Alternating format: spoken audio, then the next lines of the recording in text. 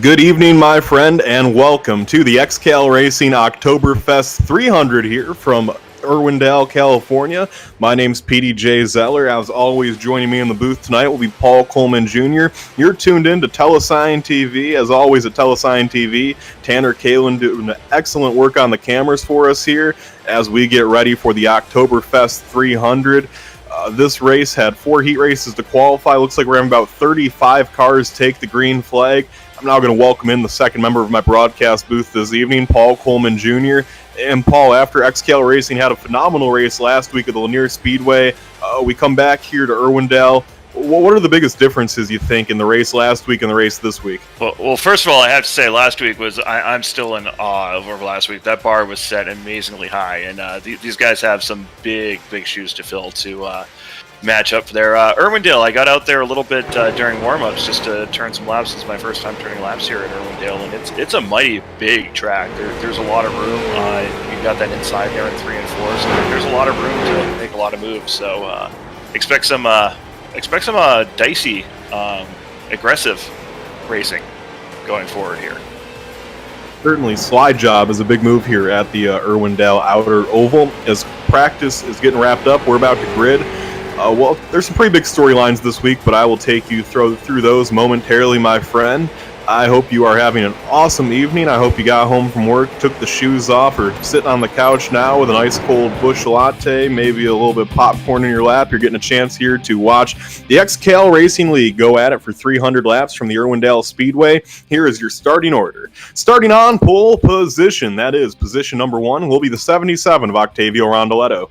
In second, in the number 18 will be Kenny Tripp. Third, in the number 60 will be Sean English. Fourth, in the number 2 will be Benjamin Eaton. Fifth, in the 01 will be John Schwartz. Sixth in the 100 will be Danny Ware. Seventh in the number 5 will be Derek Colson. Eighth in the number 19 will be Patrick Sullivan. Ninth in the number 16 will be Pedro Jose Luis Baiwans. And rounding out the top 10 will be Josh Rogers in the 31.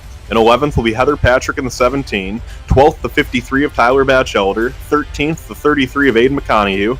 14th, the 25 of Bruce Helmuth. 15th, the 99 of Tyler McRae. 16th, the 37 of Arthur Hendren. 17th, the 707 of Cody Jones making his XCAL debut this week. 18th, the 83 of Tim Skillman. 19th, the 14 of Jay DeBook. 20th, the 23 of Jeff Hooper. 21st, the 24 of Jeremy Leto. 22nd will be the 74 of Rafael Semperuch. 23rd will be the 20 of Jose Godino. 24th will be the number 28 of Stephen Rex. 25th will be the number 7 of Jeff Edgar. 26th will be Matthew Bear in the 46. 27th will be Johnny B in the 062. And then here where things begin to get interesting. Starting in 28th will be Luke Turpin. 29th will be Greg Holes. Both those cars are starting at the rear of the field because of their intentional wrecking incident at Southern National Motorsports Park. Both those cars intentionally wrecked each other a few times in that race. That's why they're starting in the rear of the field. And then 30th is Clinus LaBeouf in the 27. He is starting in the back of the field due to a wall riding incident in practice. And then Ryan Soper is starting 31st due to really messing around in practice and kind of screwing up some guys' practice runs. And then the last car on the field is the 82 of Alex Gangler, starting at the back of the field because he is the sole provisional this evening. So that takes us through the field. The drivers go through 1 and 2 for the last time before the pace car makes that hard left-hand turn. We'll let him loose to rip. And it's Octavio Rondoletto on the pole. And let me tell you what, my friend, Rondoletto in that 77 cars looked like the class of the field all weekend. Let's see if he can turn that into a feature victory here. 300 laps from the Irwindale Speedway. It's going to be a long one. Stay tuned as we go through 3 and 4. Field in the hands of Octavio Rondoletto. Green flag in the air. They're down and away, and Rondoletto with a good jump on the inside, but Tripp up top's going to hang nice and tight. Actually, Tripp's going to move into line as Rondoletto gets a little loose. Tripp gets loose now, and Tripp's just going to put it in the wall to save it, as that'll get things all discombobulated for a moment. Tripp loses a ton of spots. They're going 3 wide to miss him. He's going to slide in behind his friend Danny Ware now, as things are all sorted out for the time being. And through all that commotion, Sean English moved up to second, and John Schwartz moved up to third, Paul. That's one of the upsides they were talking about Irwindale just earlier. Any other track like that, that'd be a track blocker, we'd have a yellow out, but there's some room. Watching Luke Turpin really quick, moving up through the field, started 28th, is already in 24th. That's going to be my focus here as he climbs and makes his way up to the top 10. Yeah, he almost just made it 4 wide there as he's making his way through this field. Already up to 19th after starting 28th. Turpin on a mission. Oh, they're right in front Oh, of the him. 37. Oh, and Turpin's in it too. Ooh, that's not going to be good. His front nose is. Yeah, that's a danger starting all the way in the back. Oh man, yeah, that's a early incident there. I don't know exactly what happened. We'll get the replay up in a moment and tell you what happened. But Paul, that's a very car that's certainly a contender in this race. Luke Turpin, that already has some damage, albeit I think he's going to be okay, but still an early incident for him. Absolutely, yeah, and that's like I said, the danger is starting in the back. It looks like the 37 broke loose. We'll see when the replay comes up, but Turpin just had nowhere to go. Guessed high, and that's where the car was. Yeah, the only thing we know for certain is that wreck did start with Arthur Hendren, and as you see now, Hendren, it's got a little loose, came right down in front of Jeff Edgar, then Turpin got collected, Tim Skillman got in that, Aquinas LaBeouf might have got a little piece of that, Johnny B actually went spinning as well, but he didn't touch anything, so Johnny B, no worse for wear, and that'll bring out the first caution flag of the evening, as only 3 laps into this one, we're not going to see anyone come down pit road. One story to note, though, is that the number 18, Kenny Tripp, after that wall incident, he has worked his way back up to 5th, so he'll be running in 5th. Another thing to look at, too, is look at those guys who started in the back of the field.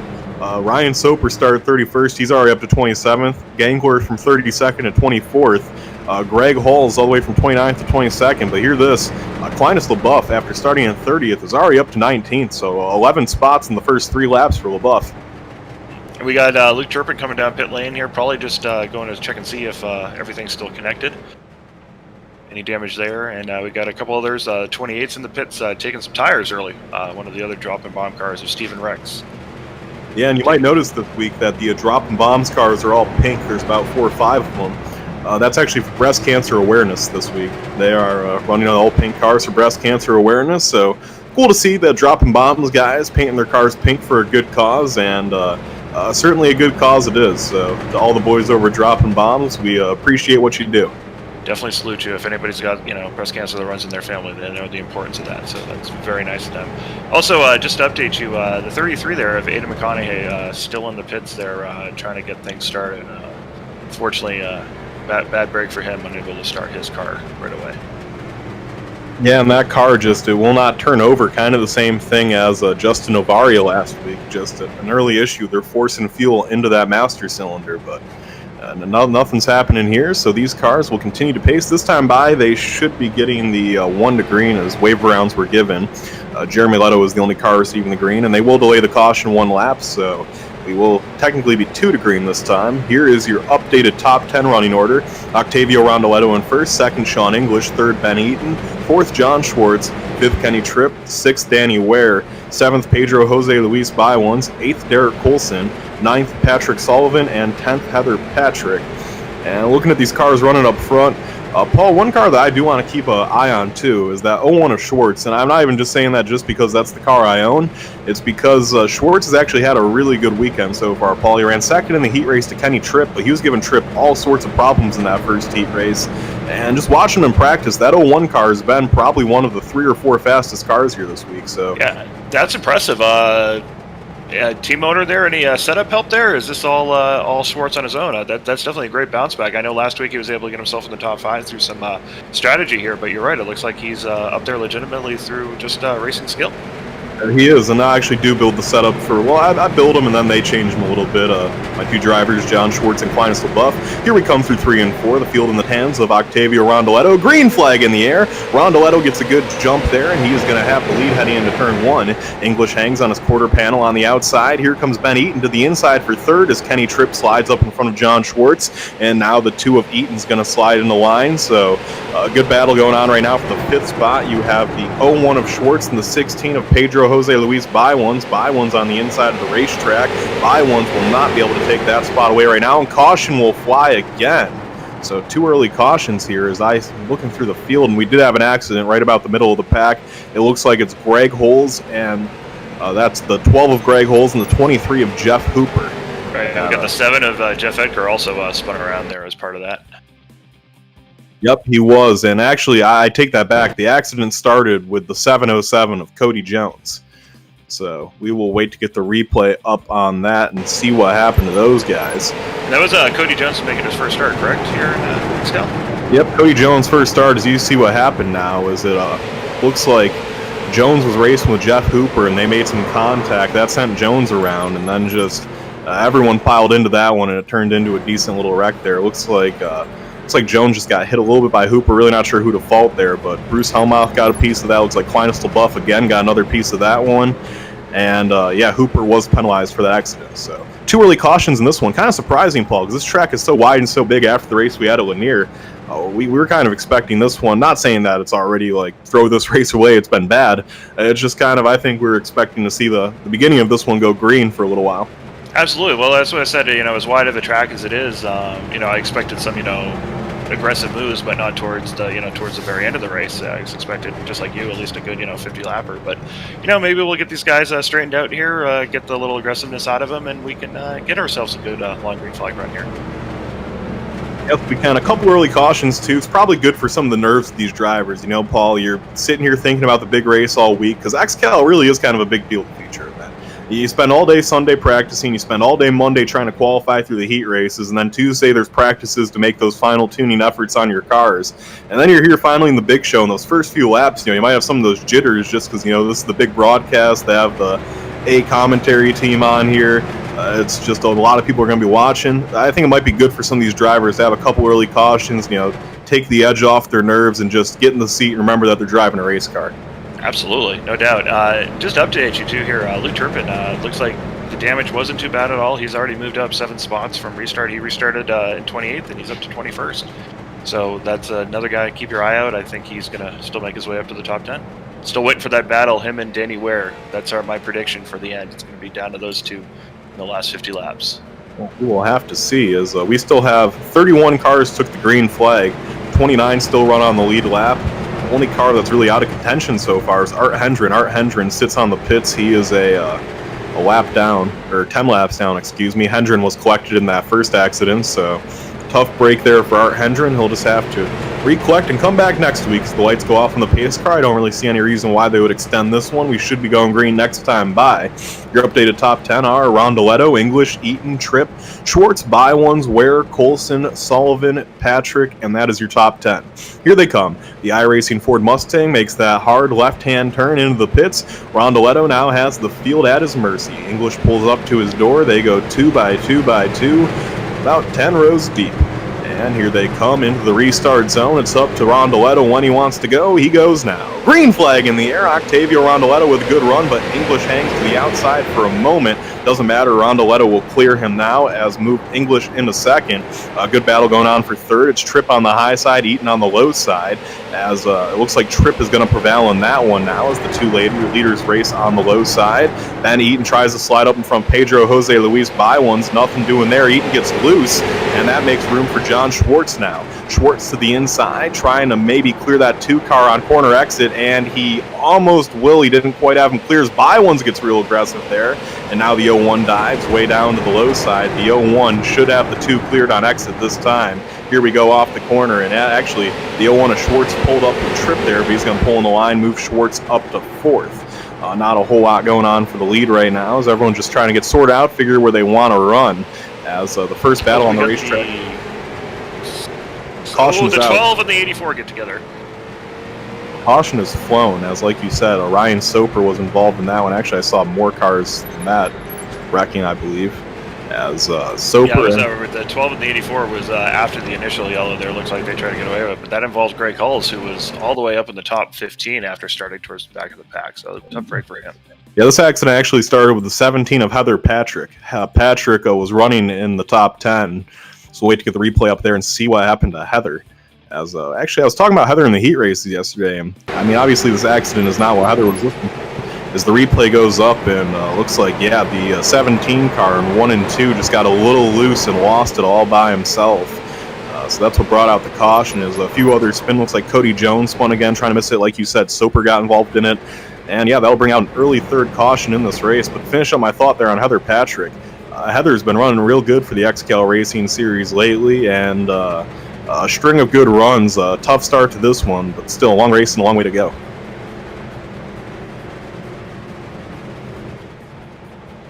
So And speaking of people that made some impressive runs, we had a XCAL debut of sorts. Not only is Cody Jones making his first start, but we also had a brand new XCAL debut earlier today in practice. A gentleman by the name of Cutter Todd ran his very first laps here at I forget where we're at. We're at Irwindale, the outer track. He ran his very first laps at Irwindale, and he already, the special thing though about Cutter is he's just a very young 7 years old.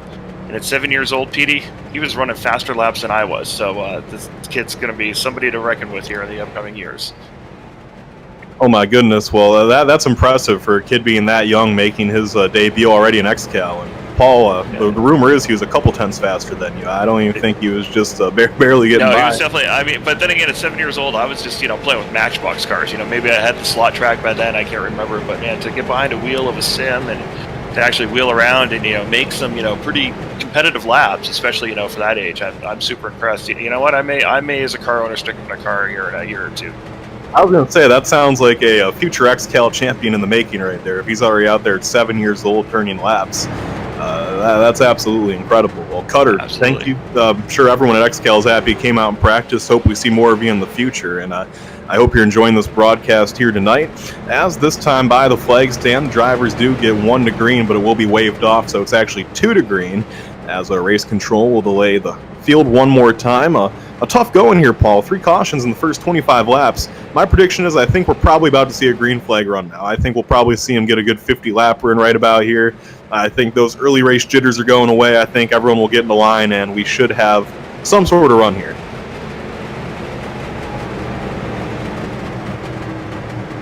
Absolutely. I was checking in with our chat room there. By the way, if you are watching the broadcast, feel free to give us a chat in the chat room. We are an interactive show as well, so if you have any questions for myself or PD, drop them in the chat box, and we'll get to them in any yellow. That hopefully we won't have too many more yellows, but we'll get to them if there is the yellow flag.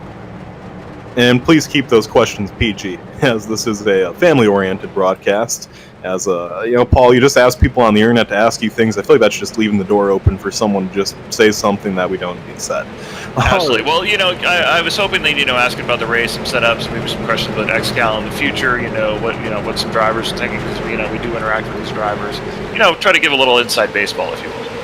100%. Green flag in the air. Rondoletto takes the jump. Rondoletto moves into the first spot now as the 60 of English will slide behind him. Oh, English gets a little tap there from Kenny Tripp. As Tripp tries to make the move for second. The battle for fourth is simmered down, and Schwartz going to take that one away from Eaton. Now By-Ones goes to the outside of Eaton for fifth. By-Ones gets all sort of loose. And Paul, for the first time in this race, I'm going to say the name Danny Ware. That 100 car is making a move to the inside.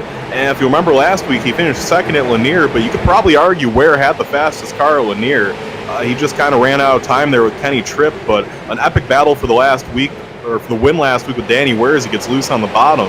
And glad to see him back again this week, Paul.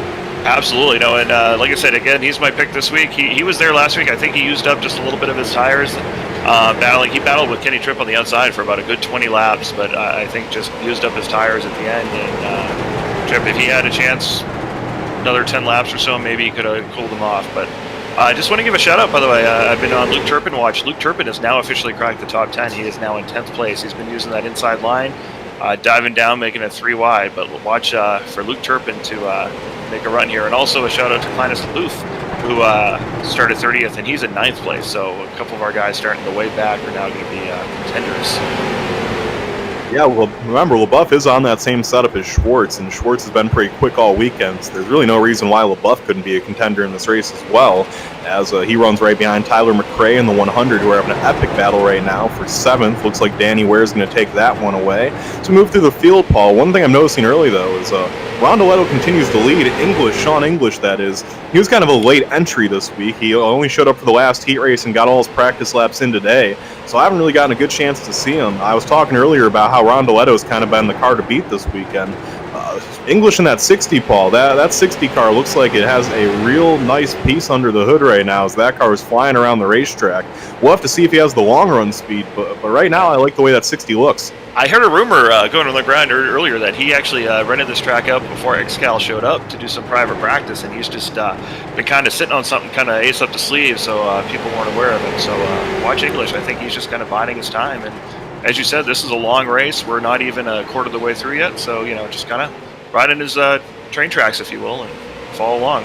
Here we go. Epic racing going on for about the 6th, 7th, 8th, 9th, and 10th positions. Aquinas LaBeouf to the inside of Tyler McRae. That's for the 8th position. Now Luke Turpin makes it 3 wide. Turpin to the way low side. And Turpin must have got loose off the corner because I don't know where the 454 car went. And he spins in turn 1. Turpin and McRae get into each other. Turpin saves it. What a nice save there by the 454. And unbelievably, he's only going to lose maybe one spot. He won't even lose that, so an incredible save there by Luke Turpin, showing us off the driving skills a little bit. Yeah, it looked like he lost connection there. Been watching because I'm actually following his in-car camera there. He lost connection, and then when the connection came back, he happened to be right inside of the 99 there, Tyler McRae. So that kind of probably spooked McRae just a little bit in our Oktoberfest race. All right, well, Arthur Hendren's got back on the racetrack. Just to report to the Arthur Hendren fans, that car is really underpowered, but he's back out there turning the laps, hoping up to pick a few spots up if there's some accidents. Aquinas LaBeouf gets into the wall a little bit from 8th as he runs right now from Tyler McRae, looking around the track, seeing if there's any good battles for him. Everyone's kind of just minding their P's and Q's right now, pretty single file. The closest battle we have will be for about 7th and 6th as Danny Ware is starting to wear down on Ben Eaton as the 2-car runs right in front of him. Ware off the corner gets another good run. And Eaton actually won heat race number 3. And it was funny, when he was leading that heat race, Paul, he actually had to ask race control how to start the race, and race control was like, well, what do you mean? And he said, well, I've never led a race before. What am I supposed to do here? So that was a funny moment, Paul. Kind of made me think of you almost. Absolutely. Trust me, I've been up front. Maybe I could count them on my hands 4 times in the last 7 years. So if I was up front, I wouldn't know what to do. Hey, you got the 99 though, trying to make a great pass here on the inside of the 27. Great 3-way battle here for 8th place. Yes, it is, and the McRae machine goes to the inside, going way down low is Luke Turpin. I don't know how he got that run off the corner going that low. But that's just the kind of move that only Luke Turpin would figure out. And now Turpin's going to try to slide up. He gets right next to the 27. He's going to hang on to his McRae, makes it 3 wide. Turpin that time with the stripe had the 8th position. He is going to possibly lose it there to McRae. One thing I do want to note too, Paul, is the really fast way around this week has seemed to be going all the way under that dotted white line in turn number 3 and 4. Luke Turpin has yet to do that once in a heat race or a practice session, or for whatever reason, Paul. The 454 refuses to go to the place where everyone else has been fast. And it's just funny because Luke Turpin's the type of driver that would refuse to run the fast line and somehow find a random faster way around the track. Absolutely. I'm just wondering about this, this driving in and deep thing here long term. This works really well in the heat race, but I'm seeing him leave some rubber on the tires, rubber on the track, I should say, from the tires. And long run, if we get one of these long runs, will his tires fall off? Well, here we go. Turpin does take the position away from Aquinas LaBeouf, move him up to 8th as we had an accident. Jada Book wrecked on the front stretch, but he got it back going, so no harm, no foul there. Also, Danny Ware has taken the 6th position over, and Pedro Jose Luis Bywans has worked his way around John Schwartz for 5th, so moved the 01 back to 5th now as Bywans sets his sights on Kenny Tripp. And I'll tell you what, I know that Octavio Rondoletto and Pedro Jose Luis Bywans aren't technically teammates, Paul. They're very good friends, though, so I'd be willing to bet that 16 car has some form of the 77 setup under the hood. Oh, absolutely. I know they communicate in practice a lot and whatnot. They've run in our super speedway events. They're definitely drafting partners as well. So I definitely think there's, if not the same setup, pretty much some shared information between the two. For sure. I'm sure at least Pedro got some tips, and I'll tell you what, Pedro, probably the 3rd fastest car on the racetrack right now, as up front, it is the top 2, as now Octavio has started to gain a little ground between him and Sean English. He's opened up about 7/10 of a second lead. As I say that, actually, he gets into some lap traffic that's holding him up a little bit as he runs underneath Cody Jones, and Rondoletto will clear Jones, so he will put another car a lap down. We have a nice little battle forming here for 3rd. Luis Bywans getting all over Tripp. And here we go, battle for 5th. To the inside, Danny Ware in the 100 goes with John Schwartz. And Schwartz looks like he's heading the wrong way right now as the 100 will slip up in front of him. Move Danny Ware up into the 5th spot. And the 100's march towards the front, Paul, is going to continue on as the 01 is heading the wrong way right now. Absolutely. Danny, like I said, he did this last week too. He was just kind of minding his time. He gained a spot or two. Gained a spot or two, and then before you knew it, a lap 200, he was right there in the top 5 from 19. So watch out, probably same thing here. He'll move himself up to 5th, give him like another 10 laps or so. It'll be a replay battle between him and Kenny Tripp. So I think, ladies and gentlemen, stay tuned for that, because that should be some exciting fight for fourth. Yeah, and while we were watching that great battle for fifth, Pedro Jose Luis Biones actually did get around Kenny Tripp for third. So Biones moves up another spot. Up front, Octavio Rondoletto has really started to open up the gap now on Sean English. So looks like, Paul, that maybe Sean English has one of those Noah Carpenter setups from last week where they're really good on the short run, but as the run goes on, I don't know if he quite has the speed to hang with the elite cars this week. Absolutely, and as I start also going through lap traffic, I've noticed that Octavio is actually handling the lap traffic just a little titch better than Sean English as well. English has been picking up lap traffic kind of at the wrong spot, so that's kind of working to his disadvantage as well. But he's still within a second, so clearly the class of second place, best of the rest, if you will. For sure. As looking through the field, waiting to see some more battles heat up. Looking at battle for 10th is starting to get a little closer. Patrick Sullivan has started to reel in Clinus LaBeouf a little bit here. As caution will fly, caution's out on the racetrack for the fourth time in this race. So we had probably a nice little 20-30 green flag lap run there. And it looks like Heather Patrick again, Paul. I see the 17 car parked up against the wall. That is unfortunate for the gentleman there. His wife may not be wanting to fund too much more of his racing activities under her name there. Yeah, he needs to do a little bit better if the Heather Patrick's name's actually Sean, but his wife fronts the bill for his iRacing account, so his name on iRacing says Heather, and we call him Heather. As this replay the replay is up, and I actually have a problem on my end where I cannot see this replay, but something happened to 17, Paul. Do you see it? You know what? It's funny you mentioned that, because something just happened to my feed too. It looked like the 17 just... I ran into somebody. It looked like I just very caught the end of it. My apologies there. Yeah, both our apologies there, as they're under caution again. We'll see if anyone's going to come down pit road. Looking throughout the field, I think the pits will open up this time by, so we'll see if the leaders come down and top them off the field. I would kind of expect them to at this point in the race. Still, we got 21 cars on the lead lap. All 31 cars that took the green are still out there running right now. So here we come. Rondoletto's going to dive into the pits. English will follow suit. And it looks like everyone's going to be coming down here, Paul. Yeah, there's no doubt. We had such a long 30 green flag. Unless you're, lap down something like that to get a wave around. If you're Cody Jones on back, you may stay out for a wave around. But other than that, you got to come down pit road. We will see if anyone decided to make the risky move to stay out in a moment, but we'll keep an eye on the battle in the pits. Rondoletto makes his way around to the first pit stall. Let's see what they do to the 77 car here. They're going to jack up the right side of that car. The right side tires are going on. That'll be a common theme. Let's see if anyone takes left sides. The 19 of Patrick Sullivan wins the race off pit road. Turpin's in for 4. As Rondoletto is also in for 4. It looks like Tripp's in for 4. And it looks like the general consensus here, Paul, is 4 tires. Except for Sean English. I only saw right sides go on that one. So English takes right sides. It doesn't matter. He still gets beat out of the pits by Rondoletto. Although winning the battle off pit road initially was the 19 of Patrick Sullivan, but he might have missed his pit stall. He came back in. So, yeah, that is how things will shake up. And it looks like everyone that was on the lead lap did come in the pit stalls. I think they probably were getting close to green flag pit stops anyways.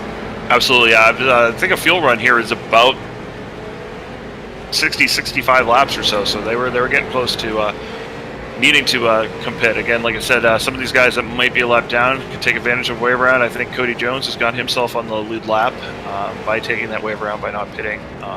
And they probably took some fuel during their yellow flag incidents as well. So maybe some strategy towards the back of the pack, but to stay up front, you definitely needed to come in, get some gas, and at least two tires. So here will be your updated running order, as Octavio Rondoletto is still the leader. Second is going to be Sean English. Third, went up from 6th to 3rd was John Schwartz under pit stop, so a good pit stop there for the Schwartz crew. Also, Luke Turpin is up to 4th after running in 7th before the caution came After out. taking 4 tires, too, mind you. Yeah. That's an amazing pit stop by his guys. I do think that everyone except English did take 4 tires, but still, regardless, he picked up a few spots. That was good there on Turpin. 5th, for the first time tonight, we're going to say Tyler Batchelder's name. 6th is going to be Danny Ware. 7th, Pedro Jose Luis Biones. 8th will be Kenny Tripp. 9th, Ben Eaton. And 10th, Tyler McRae.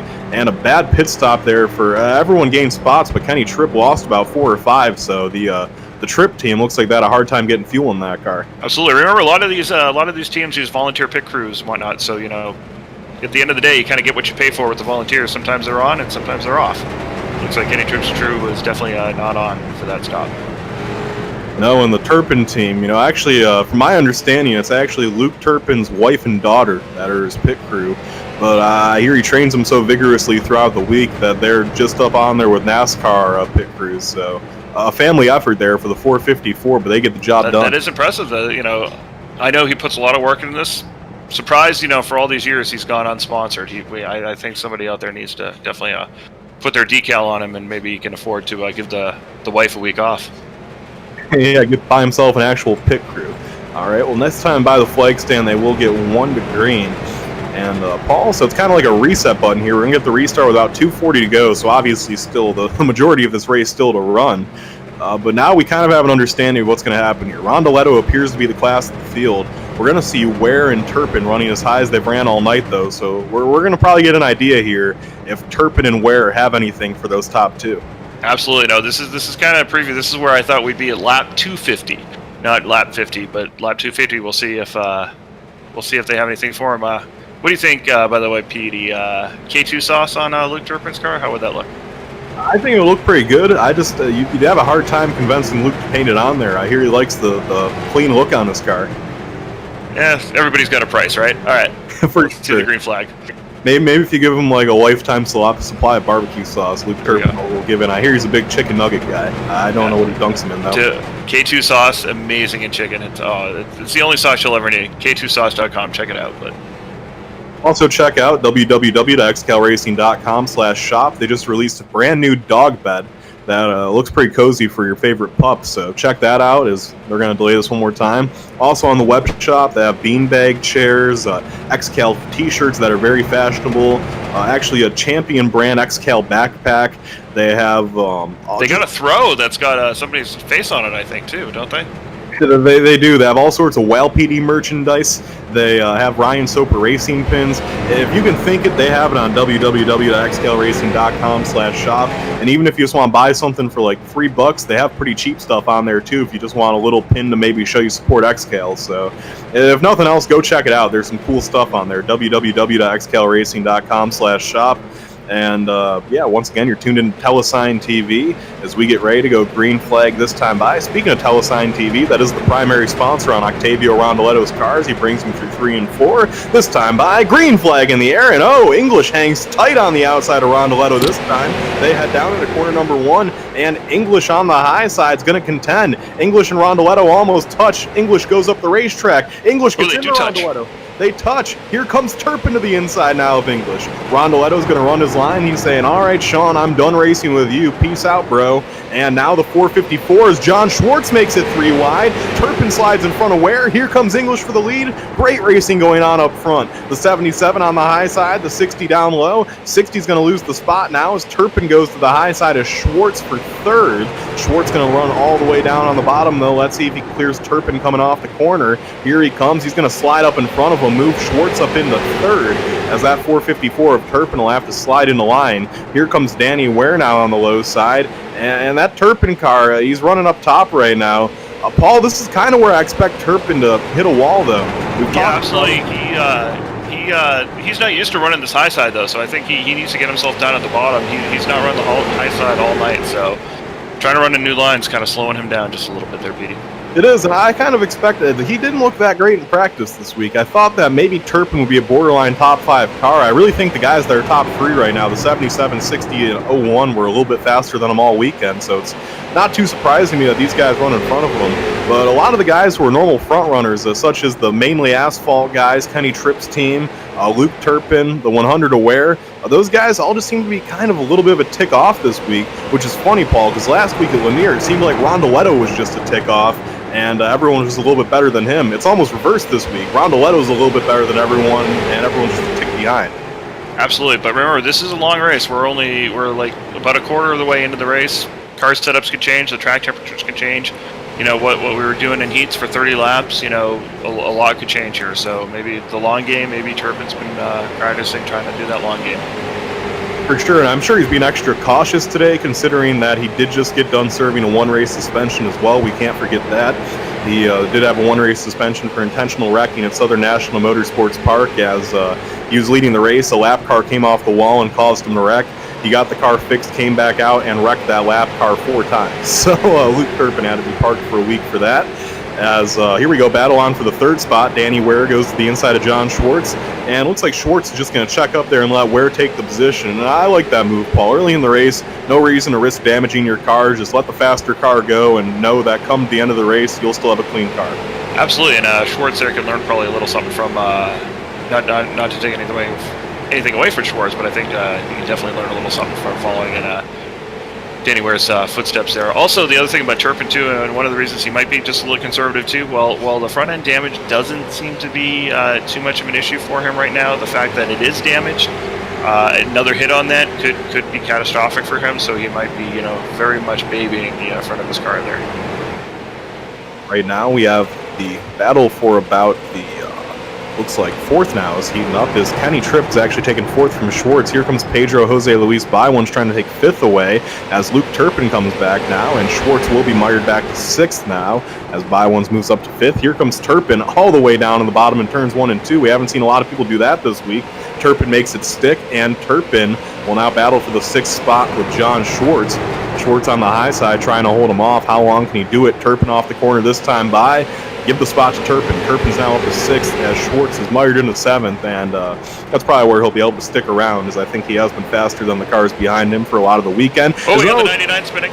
Yep, Tyler McRae goes around that. Won't bring out a caution. He's off the speedway. He gets that car back going. He needs to keep it on the lead lap.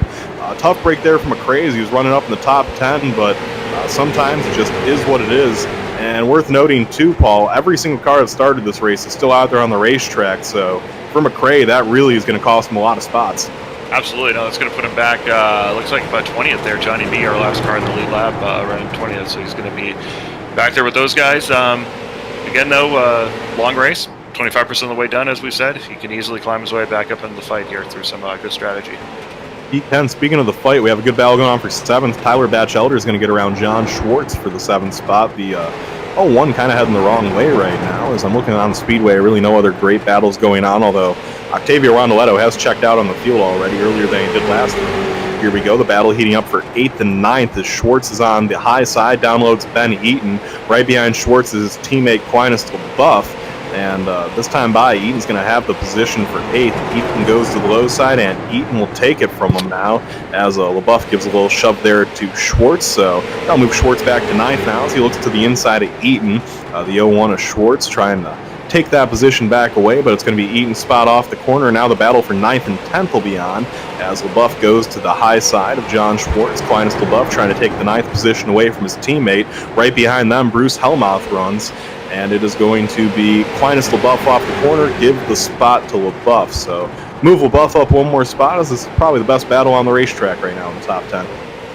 Absolutely, that's what it looks like here. We got Turpin, though, is right in the train tracks here of Pedro Luis Bywan's looking to make a move here, but he may just be following him, trying to set him up, but keep an eye on this one for the top 5. Yeah, and right now, too, Danny Ware kind of running his own zip code.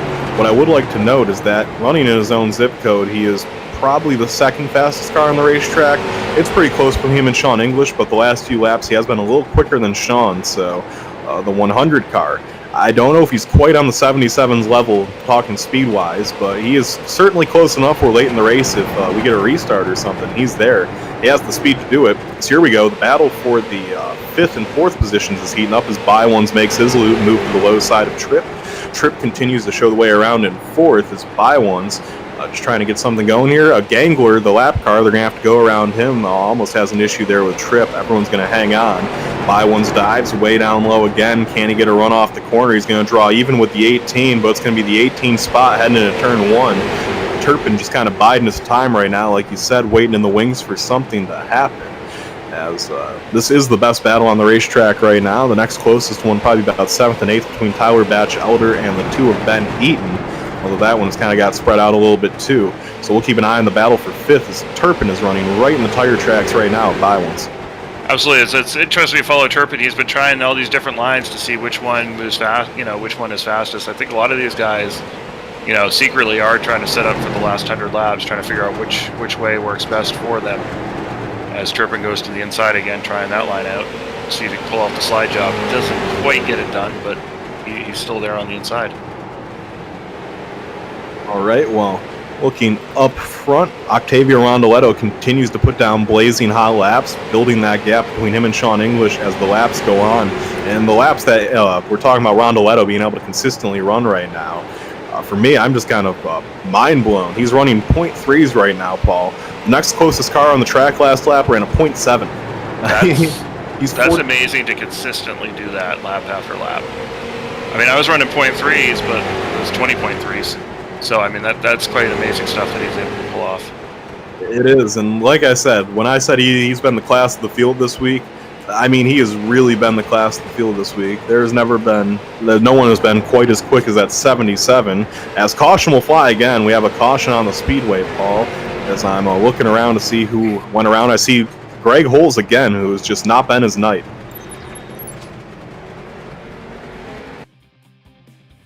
Yeah, that's unfortunate for him after having to take the week off and start at the back. That he's been mired 5 laps down.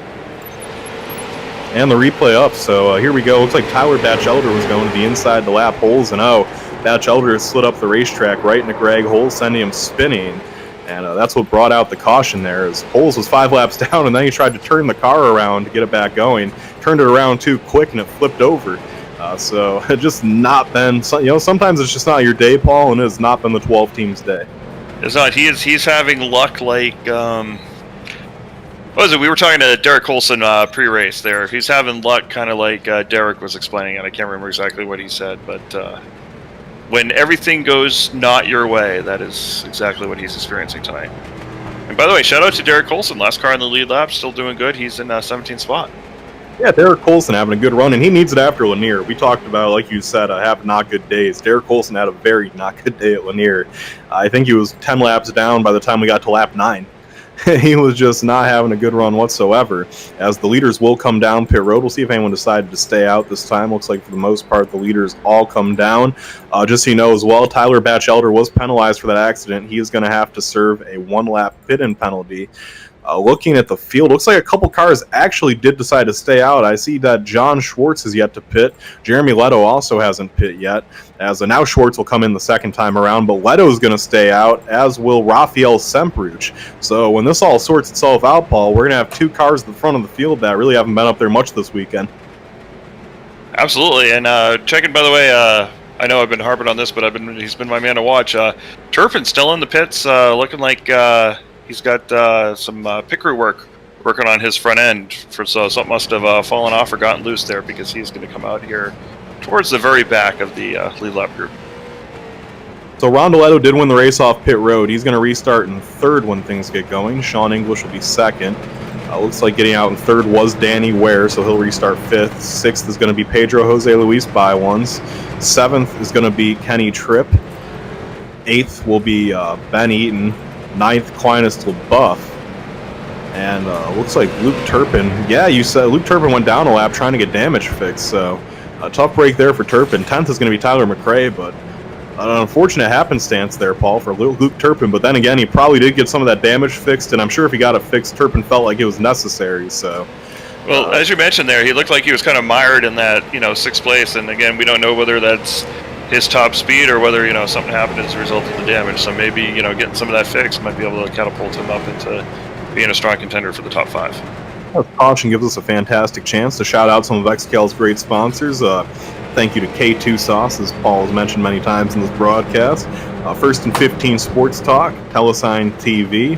Of course, the XCAL Racing website, www.xcalracing.com/shop. Go there for all your needs. They have a lot of cool different things on there. I'd be sure to check it out, as we're probably about 2 to green right now. And when we get this going, Paul, it's going to be pretty much the same top 10 we've had all night, except Jeremy Leto's in first, and second is going to be Rafael Sempruch. So I'm going to be curious to see how these faster cars bide their time getting around these two. Yeah, it's going to be interesting. This is the first time Octavio's been in third. It will, the thing that we see is, clean air is always fast, but once you get into dirty air, sometimes these cars react completely different. Will Octavio be just as fast, or will he even be able to move around these guys? Great question that needs to be answered, as actually this caution is going to get delayed a couple times. We have 16 cars still running on the lead lap. Johnny D, the last car on the lead lap, as Tyler Batchelder and Luke Turpin are the first 2 cars 1 lap down. Also 1 lap down, Derek Colson and Matthew Bear. Then you have a few cars 2 laps down, then 3, and then you get into guys that have had rough nights like Greg Holes, Art Hendren, and Josh Rogers. And actually, we have had the first car pull itself behind the wall, Paul. As the 31 of Josh Rogers has taken that car behind the fence. Looks like that an overheating issue. That is unfortunate for Josh there. He, kind of top 10 start. He's kind of looking forward to some good things tonight, and unfortunate that ended. But yeah, a couple of these guys getting caught a lap down. I think because Jeff and Jeremy stayed out there, that's really what caused Turpin and Batchelor and Colson to get mired a lap down. We actually had a race control issue, Paul. Race control accidentally waved around Jeff Edgar when he didn't need to wave around, and that is why he is currently 1 lap ahead of the field. So, an issue there, and I think race control is yelling at Jeff Edgar right now to take that car down pit road just so they can get things sorted out, because that was an error right there. Interesting. All right. That certainly throws a wrench into the restart. It is worth noting, too, though, that race control also, this isn't like a permanent race control deal. So we're going to go green this time by, so Edgar will be the leader a lap ahead of the field. Here we go through turns 3 and 4. Leto is the first car in line, though, giving him the green. And green flag in the air, and Jeremy Leto tries to go. And Sean English is just going to beat the bumper off the 74 of Semprouge. That was just not necessary there on Sean English. You can't be doing that, Paul. Absolutely not. That's... Oh, and we got the 2 spinning. 2 goes into the 12, and they're wrecked behind there. We'll get to that thought in a minute.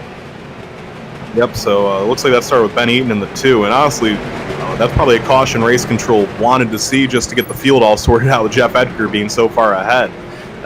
Greg Holes, man, it has just not been his night as he ended up on his roof again, Paul. Oh my goodness, it's not going Greg Holes' way tonight.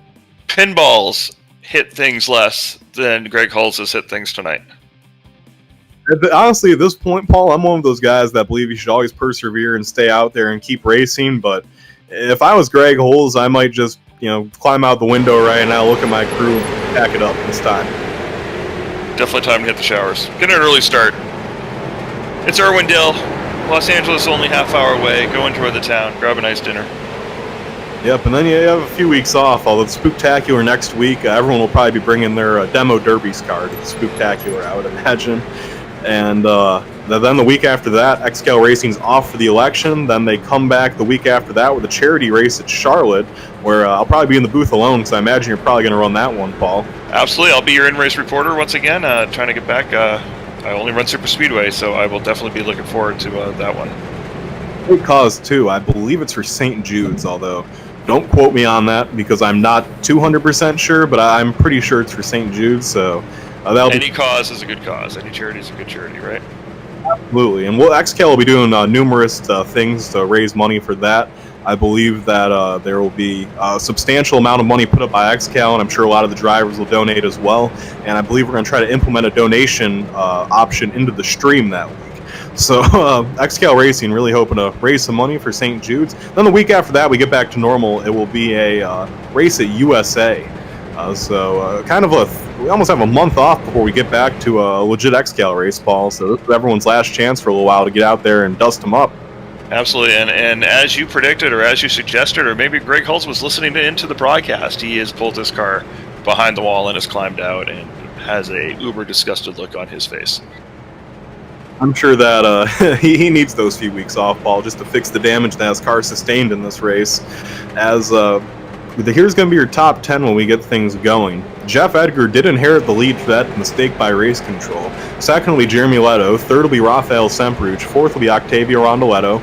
Fifth will be Sean English. Sixth, Danny Ware. Seventh, Pedro Jose Luis by once. Eighth, Kenny Tripp. Ninth, Clinus LaBeouf. And 10th will be Tyler McRae, as we get things all sorted out here. And sometimes you'd rather be lucky than good, and a lucky break there for Jeff Edgar is he's going to inherit the lead in this race by simply an error. Absolutely. It happens sometimes where we, accidentally get a black flag thrown at us, or sometimes somebody's been accidentally kicked out of a race. First time I've seen somebody accidentally get a free lead lap, but, if I'm Jeff Edgar, I buy a lottery ticket tonight. Actually, Edgar was accidentally removed from the server 2 weeks ago. So maybe this is karma coming around, Paul. The karma's like, we removed you from one race, we're just going to give you the lead in this one.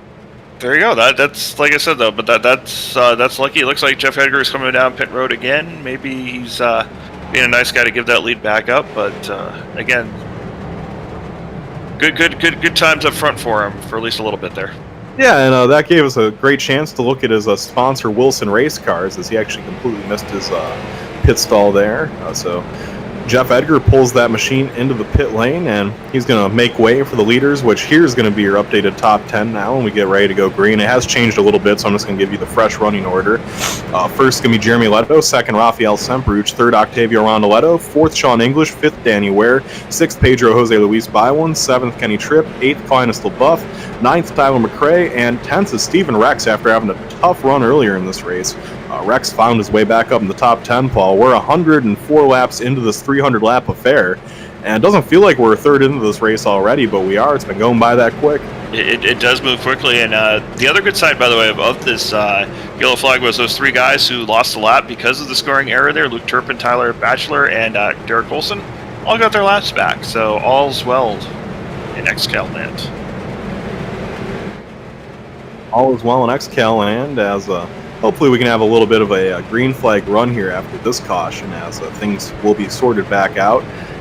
Still trying to get these lap cars back on the lead lap, it would look like. And race control has gone back, giving 5 waiver rounds this week, so maybe that's where some of the confusion came into play, Paul, as we had only been we were doing none for a while, then we did 3 for, I think, just last week, and now they tried to go full back into 5. Maybe it's a lot to handle for just one man being race control. I'm thinking the XCAL officials will get together after the race tonight and discuss that. Might not be the best strategy going forward. Especially if there's only one official. That would be something to discuss for the XCAL racing officials, I'm sure, but, what do me and Paul know? So we get ready to That's why we're up here. We don't have to make those tough decisions. Exactly. I had to make those tough decisions for like 3 months. And I was like, you know what? I think the broadcast could use a commentator. And now I don't have to make those tough decisions, and We just armchair quarterback our decisions. Precisely. And they tried to loop you into doing it too last week, and Paul was like, hey, everyone vote for me if you want me to be in the broadcast booth. And they voted for you, so you also got out. I appreciate being a man of the people. All right, looks like we're going green. And that it does. We go through 3 and 4. Jeremy Leto on the high side. He picked the high side, which I'm not sure if you're allowed to do that, but he did it. Leto on the top side. Here we go. Green flag in the air, and Leto is going to take off as Sempruch gets all sorts of bumped again from Sean English. I'm sure race control's going to have to warn him about racing too aggressively. Leto in the top spot now. So Leto gets out of the groove. He's going to hang on to it. He's actually teammates with Octavio Rondoletto, so let's see what happens here. If Rondoletto can get by his teammate Leto, Rondoletto and Leto's teammates. That's a mouthful right there, Paul. As Leto's going to say that 10 times quick. Yes, Leto's going to hang on for the time being. Rondoletto just trying to find a way around his teammate. No, Leto goes into the fence. Maybe Leto would be good here to just let Rondoletto go by, because we know they're running the same setup, Paul. So maybe the 24 car could learn a few things from his teammate who's been a rocket ship all weekend. Absolutely, and I think that's what just happened there. He let him by. He's going to try to stick into his bumper and keep Sean English from getting by from third. I know Sean English has gotten those really aggressive starts, but I think he fears Octavio running away from the field there. But I think Mr. Leto here, Mr. Jeremy Leto, is Ted Mead, he looks like he's going to go back to third as they get together and touch just a little bit. Yeah, English wasn't quite clear there and just tried to force himself. Oh, English goes into the fence. English going to hang on to it for the time being, as Danny Ware now will move up into the second spot. Let's see if Ware can clear English. Ware dives to the low side of the racetrack. He drives it off the corner, and he gets loose, but Ware's going to hang on. That spot is all Danny Ware now, as a big stack up happens. And Kenny Tripp gets bumped by Jeremy Leto. Leto's going to get forced out of the groove. Leto's going to hang on to it, but he is heading the wrong way fast here, as lot of great racing going on all around the racetrack. Now we have a dive bomb move by Sean English on Danny Ware. It's not going to work. Ware's going to hang on to the spot, and Ware is going to have second position now as they race side by side in 1 and 2. And Ware gets a little tight off the corner, but it looks like he's going to be able to hang on. Meanwhile, while this is happening, Octavio Rondoletto has opened up about a 1.7 second advantage on these guys. So as Sean English pulls the slide job off on Danny Ware, Ware dives right back underneath him, and Ware on the inside. He is going to try to clear English there. Can he do it? They make a little contact going down the backstretch.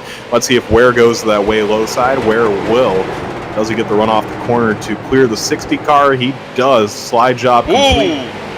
Loose he is, though, as English takes the position right back. Great battle going on for second right now is Danny Ware. I think he might be faster than English. I think English is being so aggressive right now. He's making it impossible for Ware to find a way around him, really. Well, he's forcing Ware into some, self-forced errors as well there as he, trying to drive down there, getting a little loose there. So I think, Ware should probably realize that and just kind of ride in his train tracks as Octavio's gotten out to a 2.5 second lead. So these guys battling here are doing no favors to stick within the leader. After restarting in 20th and 19th, Luke Turpin and John Schwartz have marched back up to 13th and 12th. As we have a good battle going on right now for about the 10th spot with Aquinas LaBeouf and Stephen Rex. That's for 8th. You have LaBeouf on the low side, Rex on the high side. For the time being, it's going to be Stephen Rex's spot. Now we have LaBeouf driving it way down to the low side. Nothing doing yet. And, he's going to try to clear him off the corner, and Rex is going to let off and let LaBeouf have that one. I think Aquinas LaBeouf owes Stephen Rex one, though, later on in the race there, because Rex definitely could have just stayed in the throttle. Absolutely. As here we go, battle going on for 10th. Luke Turpin goes to the inside of the 74 of Rafael Sempruch. Sempruch on the high side, Turpin down low, and Turpin's going to take the 10th position away from Sempruch. So Luke Turpin slowly but surely making his way back up through the field. So I'm looking around to see where some other good battles are going on right now. 2nd, 3rd, 4th, and 5th all kind of run underneath the blanket right now. Jeremy Lell's done a good job stabilizing himself in 7th as LaBeouf in 8th runs behind him. Here we go. Now Luke Turpin's trying to make the move for 9th on Stephen Rex. 454 runs to the low side. Rex on the high side. And it's going to be that 454 of Turpin off the corner. Getting a little bit of a run. Let's see how low Turpin's going to go. Turpin goes all the way to the bottom, and Turpin gets that run off the corner, and he's going to catch right up to LaBeouf. And the way that Turpin apexes 3 and 4, Paul, is unique. I'm not sure if it's the fastest way yet. It's been working for him. The question is, can he do it, sustain it over a long run? If we have a short restart with 20 laps to go, I think that could be a race-winning type strategy, but long term, it's probably going to eat up his tires. But he was, I've been watching him from the start. He was making his way all the way up the field using that odd line. It is very odd. And Aquinas LaBeouf gets into the wall. That allows Turpin to move up to 8th. Up front, that battle for 2nd has simmered down a little bit as everyone's about 3/10 away from each other right now. Shout out to Tyler McRae running in the 5th right now. McRae certainly has not had the fastest car all weekend, but he's doing a good job right now, keeping that car up near the front of the field. A car that's faded a little bit in this race, Paul. The 01 of John Schwartz now back in 15th, running behind some of these guys he was beating earlier in the race. It looks like that 01 team might have made the wrong adjustment at some point, because that car is not nearly as quick as we saw in the first couple runs. That is true. He's he's making the effort, though. We have to say that. He is, and he's going to take 14th away as the 74 has to dive in the pits. Remember, he did not pit. That means Jeremy Leto's going to have to come down soon. And caution! Saved by the bell is absolutely. Tyler McRae is flipping, smoking on his roof. And Paul, that was just after I gave him that shout out that happened. A terrible break there for Tyler McRae, as it looks like it wasn't of his doing. Which is why I was skipping. That's why I was hesitant when you said that. I was like, is he doing the announcer curse? All right, well, here we go. Jeff Hooper spun out, and Hooper just put the car in reverse and came back across the racetrack. What was that? Oh, yeah, I do. I just saw that. Oh, and then he hit the tire wall. That is an unfortunate break for Tyler McRae. That was no fault of his own whatsoever. I don't know what the HE double hockey sticks Jeff Hooper was doing there, Paul, but that was unacceptable. He was disqualified for the race for that move, by the way. Absolutely. I was going to say that definitely deserved a trip into the XCAL hauler for that one. That was, wow, that's... Poor Tyler McRae, man, having that good run in 5th just as I talked about him. That's unacceptable. Just like the Andrew Ford incident last week, that was the equivalent of this week's version of that. That was absolutely unacceptable there. And the 23 car should probably be parked for a few races, if not longer, for that move. And that's unfortunate. Tyler McRae's car now looks like it had a bomb dropped on it. All right, well, on Paul's corny comment there, we're going to take a 30-second timeout for station identification. Don't go anywhere. We'll be right back on Telesign TV with the Oktoberfest 300.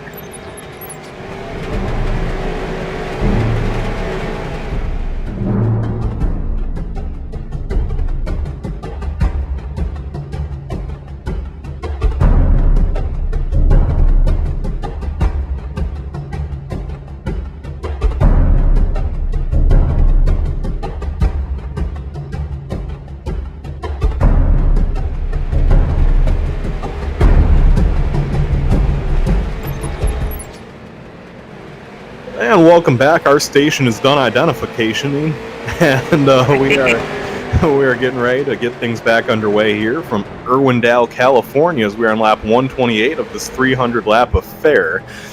Petey, all I have to say, one thing, is thank God I'm not an English teacher. Making up words like identifying, yes. I think you just made up another one there that I didn't even make up originally. We're rewriting the English language today on Telesign TV. As this caution, we had another 2 cars stay out. It's Steven Rex in 1st now, Patrick Sullivan in 2nd, and then Rondoletto will be in 3rd. 4th is going to be Danny Ware. 5th will be Kenny Tripp, it would appear, and then 6th will be Sean English. 7th will be Pedro Jose Luis Baiwans. 8th will be Tyler Batchelder, and 9th will be Luke Turpin. With rounding out your top 10 will be Ryan Soper. First time tonight we've said Soper's name, and yeah, Soper's car looks fairly clean. Looks like he might have hit something with his nose. He does have some front end damage, but still on the lead lap, running in the top 10. Good run for him so far after starting 31st. Absolutely, and his nose looks still better than Turpin, so he's in some good shape. You keep your car together, you can get yourself up to a top 5. That'd be exciting for Mr. Soper. Race control does have to delay the caution one time. We'll see if they have to do it 2 as the wave around cars make their ways back around. Yep, they do have to delay it 2 times. When we go green, there will be 19 cars on the lead lap. I believe we still have, out of the 31 that started, there are still 28 running. The 3 cars that are out are Jeff Hooper, obviously was disqualified. Greg Holes, after a terrible night, decided to park the car, and Josh Rogers, due to an overheating issue, has taken that car behind the wall. Also, Aiden McConaughey never was able to get that car to fire. They just loaded it back up on the hauler, and it looks like they're going to have to talk to their team's technical crew and see what's up with the 33 machine.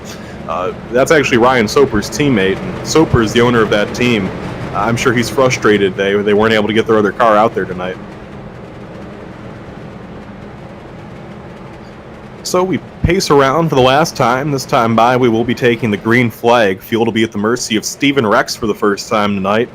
First time we've got to see that 28 dropping bombs car up front. Here we come down into turn number 3. Steven Rex on the inside, Patrick Sullivan on the outside. They go through 3 and 4, and they enter the restart zone. It's up to Rex when he wants to go. He goes now. Green flag in the air. We're down and away, and it's Sullivan on the high side with the run. Sullivan with a great run up top. Patrick Sullivan is going to have the top spot as they head through turns 1 and 2. Here comes Rondoletto up the middle. Oh, he almost washes up into Danny Ware. They are 3 wide for second right now. Hold your breath, folks. Here comes Sean English making it 4 wide now. They are dead 4 wide right now, and English is going to have to back off or that wouldn't have ended pretty. Sullivan continues to lead. Ware is up to second. Rondoletto just trying to find his way around the 28 of Rex, and they continue to race 3 wide right now as Ware on the high side doing a good job holding his line. And Rondoletto gives a little bit of a door tap there as Steven Rex moving him out of the way. Although Rex now is going to slide up right in front of the 77. Tripp almost gets up into the 77.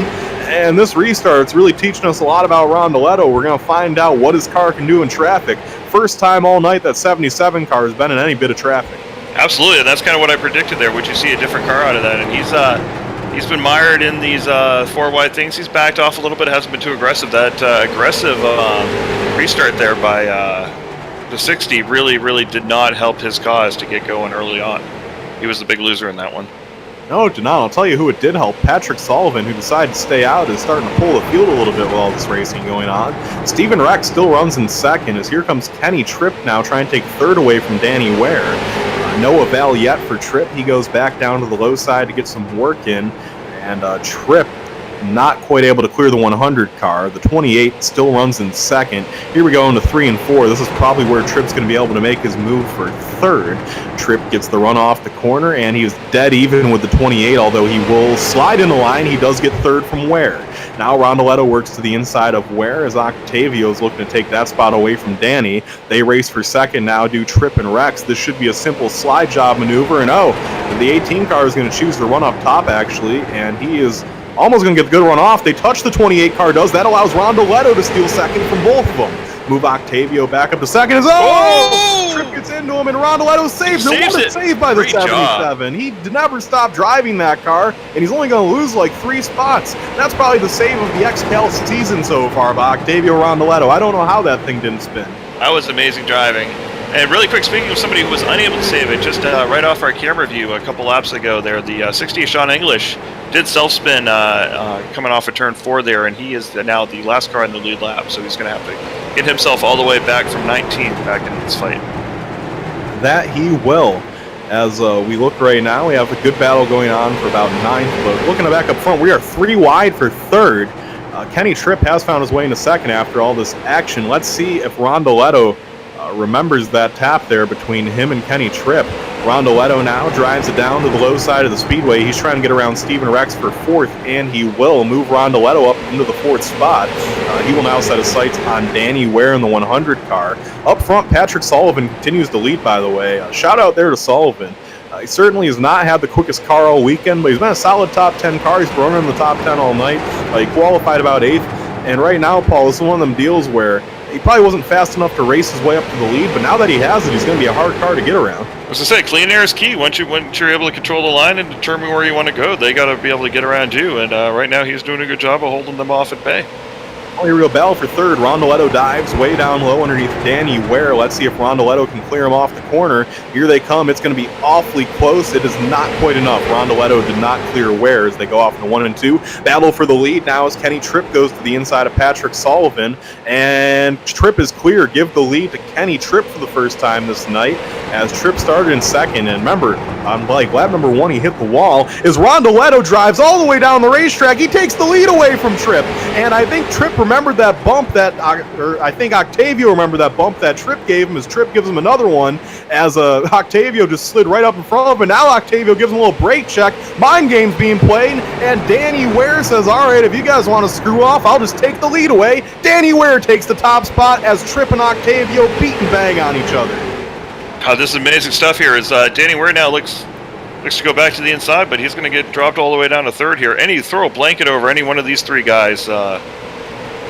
It's amazing they're keeping it all together, though. Hopefully they don't all end up wadded up here. Tripp gets loose off the corner. He's going to hang on. Ware takes the lead from Rondoletto. I was about to say, Tripp and Rondoletto need to be careful there. They're going to wreck if they race any harder. They are just beating the living crap out of each other. As Ware is now your leader, here comes Rondoletto to the inside. Rondoletto drives way down low. The dive bomb attempt by Rondoletto, I don't think he's going to be quite clear. No, he will be. That 77 car is so strong. Here comes Danny Ware, though, back to the inside. And Danny Ware now races for the top spot with Octavio. Octavio's been the class of the field tonight, but for the first time all night, he has a challenger. Here comes the 100 to the inside, and the 100 drives it way in deep on the low side. Does he clear the 77? Not quite. It's going to be Rondoletto's position, although the 100 led at the stripe. They continue to race side by side for the lead. Rondoletto now tries to get the good run off the corner. He will not. The 100 gets the run off the corner. Here they come into 3 and 4, and this time by Danny Ware is going to decide to continue to race on the high side as Rondoletto hits the go pedal off the corner, and Rondoletto finally takes over the lead. And I think that's just the case there. Danny Ware's a smart driver. I think he might realize the 77's a little bit faster than him right now. This time by at the stripe, it's going to be halfway down, halfway to go. Not quite go time yet for the 100 team. Absolutely not. I was going to say, did these guys know whether or not thinking that XCAL pays for the halfway when the way they were racing, it was like they were going for a halfway bonus. But you're right. Just we got half this race left. Just Danny Ware needs to save his material. If you wad it up now, you can't win it on lap 150. So he knows from last week. You got to be there at the end and follow the best car on the track right now. I want to point out that Aquinas LaBeouf actually just made the pass for 5th on Patrick Sullivan, although Sullivan fights back. This is the first time all night that we've seen the 27 running up in the top 5 as they go 3 wide for 5th between Sullivan, LaBeouf, and Schwartz. Here comes the number 19 car all the way down to the bottom. Does he pull the slide job off on LaBeouf? He does. He slides up, although he gets really loose. That allows LaBeouf to pull back to the high side. LaBeouf now continues to race on the outside. This is for the 5th spot as Pedro Jose Luis Baiwans waits in the wings. One thing worth noting here, Paul, is that 454 is off the pace. He's running right now, and he's not running that quick of lap times. That was the next time he threw it to me. I was going to mention that. He's back there in 12th place. He's only 6 seconds off, but he is not really trying to fight his way up through traffic. Maybe that's just one of those things. He knows we got a couple more pit stops to make. Maybe he's got some more damage he needs to fix, but he's just kind of hanging out there, biding his time. Again, 12th place, only 5.5 seconds off the lead. He's not anywhere out of this. Give a shout out also our buddy here, Derek Olson, directly behind him in 13th place. Maybe you can turn that into lucky number 13. Yeah, Derek, I'm sure would love a good top 10 run this week after the week he had last week at Lanier, as he runs right outside the top 10. Great racing going on for 5th as Pedro Jose Luis Baiwans finally clears the number 27, Aquinas LaBeouf, so you can move him up to 3rd. Up front, Octavio Rondoletto has opened up a pretty big lead over Danny Ware, and that's kind of what you figured. Whenever you cleared him, you knew that the 77's been the class of the field this week. He was probably going to pull away. If nothing else, though, I think Danny Ware showed us that you can get in his head and you can race hard enough with him for a number of laps that you can compete. You just have to be near him. Absolutely. If we get a 10-15 lap restart with 10-15 to go, anybody can take this at this point, kind of thing. But long runs, Octavio is definitely the car to beat on a long run. Here we go, battle for 6th as Patrick Sullivan almost slides up in front of Aquinas LaBeouf. Didn't quite have the edge that time by. Had to stay on the low side as LaBeouf gets a good run off the corner now. LaBeouf on the high side, running strong in the 27 car. He's followed right behind his teammate John Schwartz. Here comes the 19 all the way down low. And off the corner, the 19 will clear the 27. So move the 19 of Patrick Sullivan now up into the 6th spot as LaBeouf dives it back down low. That'll all be for not those. He almost hits the 19. He will not. He'll slide in the line. His teammate will let him in. And he's mired back to 7th now. Right behind them, and 9th is going to be Ben Eaton. And now up to 10th is Luke Turpin. He might have turned on the afterburners. 454 coming back through the field. Looking around the field, seeing if there's any battles I'm missing right now. It appears there is not, as things have kind of settled down right now. For the time. He just passed Benjamin Eaton there for 9th. I think his wife is watching our broadcast and radioed into him to say get on it, because the broadcast is getting on his case.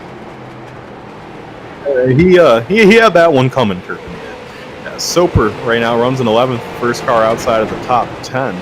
One car that's been quick, Bruce Helmut, 3 laps down. Don't know what got him trapped 3 laps down, but he's been running near the top 10 cars all night. As here we go. Turpin tries to make a move, and John Schwartz gets contact from the 14. Schwartz spins with a LaBeouf. Caution is out. The 2 team cars go into the inside fence, and that'll bring out the yellow as now they back into each other and get them back going.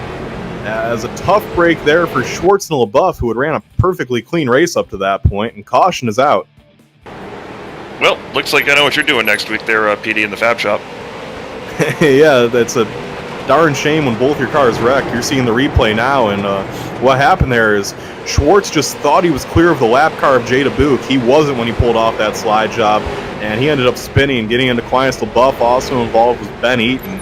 It doesn't look like either of those cars received too heavy of damage, any 3 of them, I should say, as that'll bring out, I believe, the 5th or 6th caution of this race. And, yeah, that'll be a penalty for John Schwartz. Schwartz will receive a black flag and have to go 1 lap down. So after running a very clean race, Schwartz, unfortunately, gets the rare penalty for causing an accident. That's one of those guys that you rarely see causing one, though. But that's... In my 3 weeks here back with XCAL, that's, I think, the first one I've seen him cause. And honestly, the most unfortunate part is his teammate Aquinas LaBeouf, who up to that point has been running an incident-free race. The LaBeouf machine, I think, got the worst piece of that accident. His whole left front is completely torn off that car, and the front end is mangled. So For LaBeouf, that one is going to be a tough one to fight back from. So what you're saying is that wouldn't buff out for him? That is precisely what I'm saying there. And on that note, we're going to take a 30-second timeout for station identification. You're listening to Telesign TV. This is the XCAL Racing Oktoberfest 300. Don't go anywhere. We'll be right back.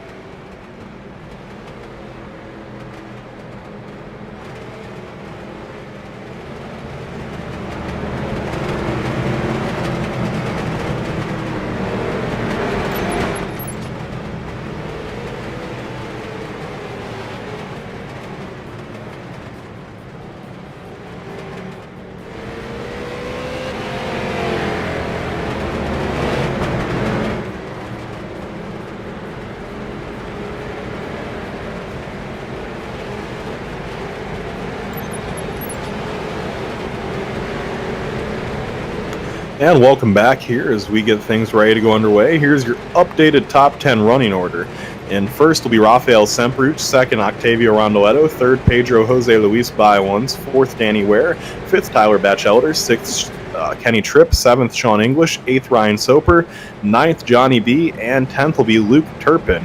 As we get things ready to go back underway. And Semperuch actually stayed out. That's how he found himself in the top spot. As an update there on the car involved in the accident, by the way, Linus LaBeouf did come down pit road and get that car completely fixed. He ended up 2 laps down. So for LaBeouf, it's going to be a long road back, but it does look like the crew did do a fairly decent job of getting that car buffed out. There we go.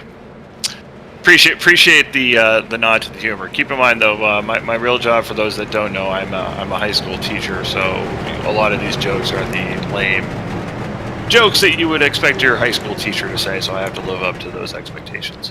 One of your students, Paul, actually made a hip-hop track about you. That is right. Papa Noosh on SoundCloud there. That's probably the greatest honor that I've ever had as a high school teacher, and I've had students who have actually won NCAA national basketball championships, but the greatest honor I think I've ever had as a teacher is the student goes by Papa Noosh on SoundCloud. He wrote a song about me, and it melted my heart. It was the greatest thing ever. The Paul Coleman Chronicles. That's on my daily playlist. It's a must listen to. Check him out. He's got some other good songs too, though. Up and coming rapper. Here we go through 3 and 4. Green flag in the air. We're down and away, and Rafael Semperuch has the top spot as they head off in turns 1 and 2. Rondoletto on the high side fights back.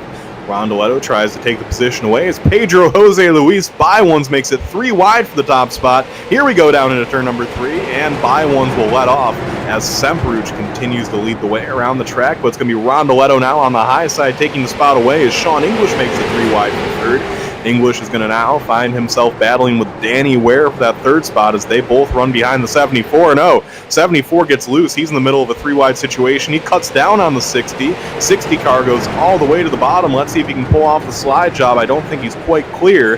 As he comes off the corner, he is not clear. Danny Ware will still be on the high side in second. English now up to third as Semperuch is battling now with the 16 car. The 100 car now runs that high line, and the 100 of Ware is going to hang on for the time being, but here comes Sean English all the way to the bottom of the racetrack, and Ware gets loose. Ware barely hangs on to it. That's going to move English back up to second, and now here comes Luke Turpin like a bat out of hell, Paul. It's amazing. Turpin come up, but remember Sean English, we chronicled him, he did that self-spin, got himself all the way as the last car in the lead lap, and he's battled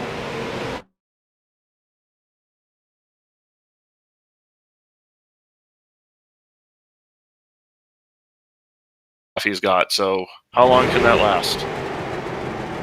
We will have to see as they continue to race up front. It's Luke Turpin up to fourth already, as actually fifth. He runs right behind Pedro Jose Luis By-Ones. Turpin now battles with Tyler Batchelder for the fifth spot. Octavio Rondoletto has opened up another big lead over Sean English, as has been the theme for most of the night here. as we look around the field, see what's going on. I know the 27 of Class LaBeouf almost just spun out there. He was able to hang on to it, though. Best battle right now is probably for about... really, there's not too many great battles going on right now. Everyone's running pretty single file. The closest battle, I would say, would be the teammates Batch, Elder, and Tripp. We're all over each other right now. And I got to tell you, Paul, the 18 car of Tripp has kind of been a little bit of a disappointment this race. That 18 car he won last week was looking real good in the heat races and practice. Tripp, he's just kind of been a tick off this race. Yeah, absolutely. He was he showed some muscle there when those guys were battling 3 wide, 4 wide towards that, but kind of got the short end of that stick, and he's kind of just been mired back now in 6-7 since then. Again, maybe he's trying to save something a little bit for later. Got kind of spooked by that 3 wide action, but yeah, you're right. Had that little battle with Danny Ware, and since then he's kind of just said goodbye to him. Soper is even coming close now to battle. Yeah, Soper is, as he just passed 2 cars. Now he's going to lose both those spots, so he is going to slide back now into the 8th spot, right in front of Patrick Sullivan.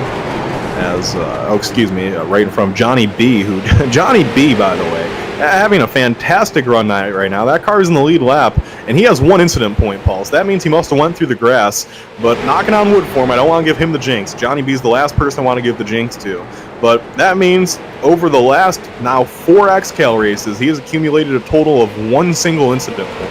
That's hard to do. As somebody who was XCAL's most clean driver of 2014, I can tell you that is a very hard feat to be both somewhat fast and clean.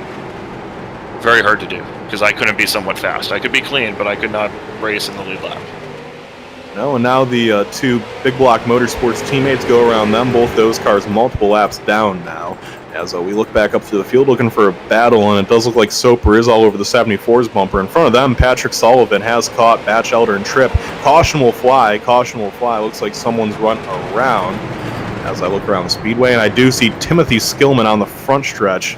That car was flipping, so we'll have to see what happened there as soon as we get the replay up.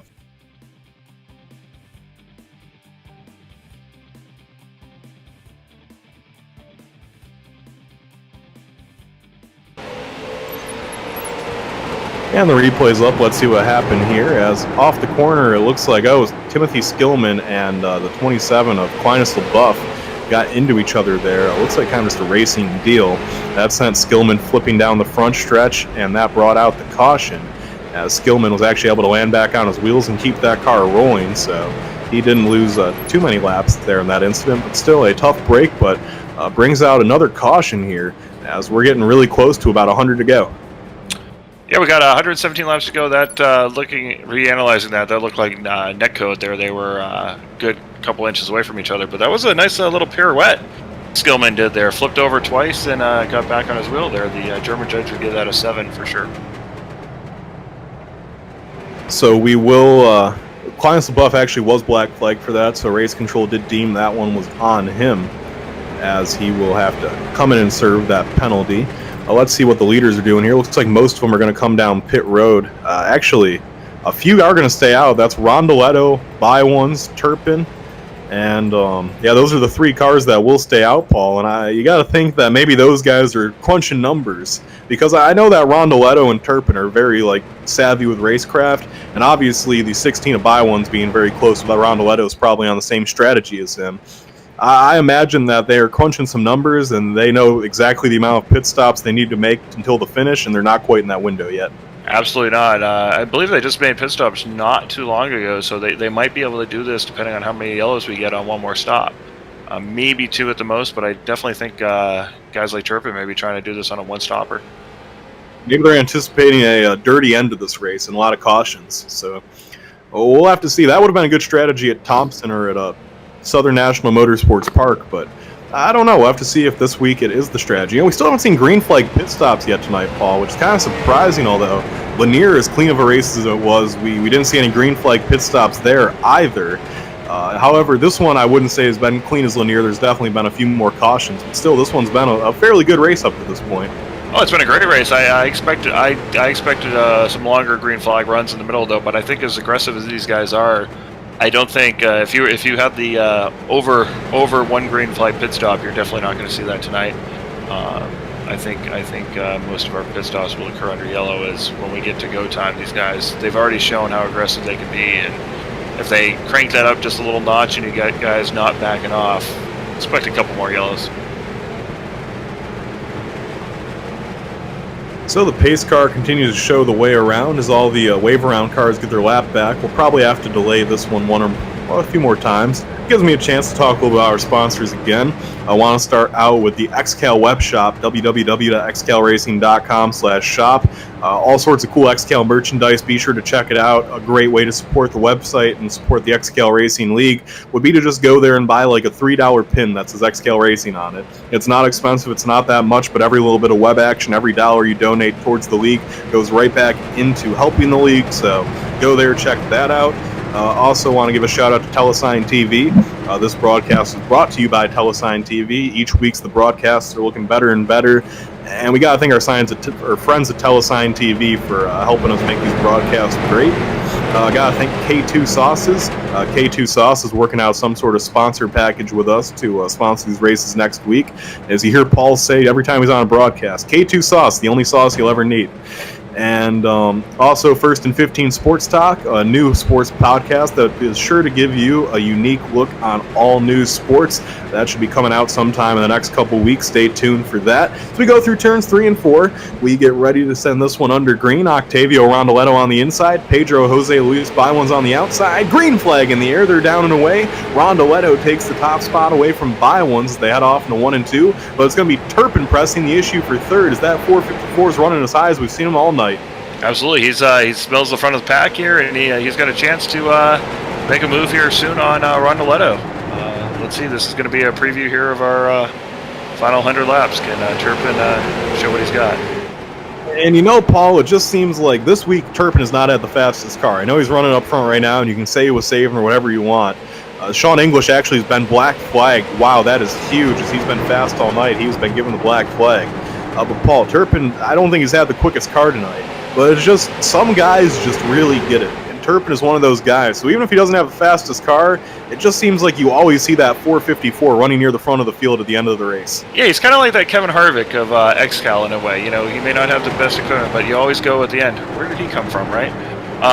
Getting back to Sean English, you were talking about a couple of restarts ago. They're doing uber aggressive restarts. I think that finally XCAL Race Control finally caught up with him there on his aggressive restart action, and it bit him.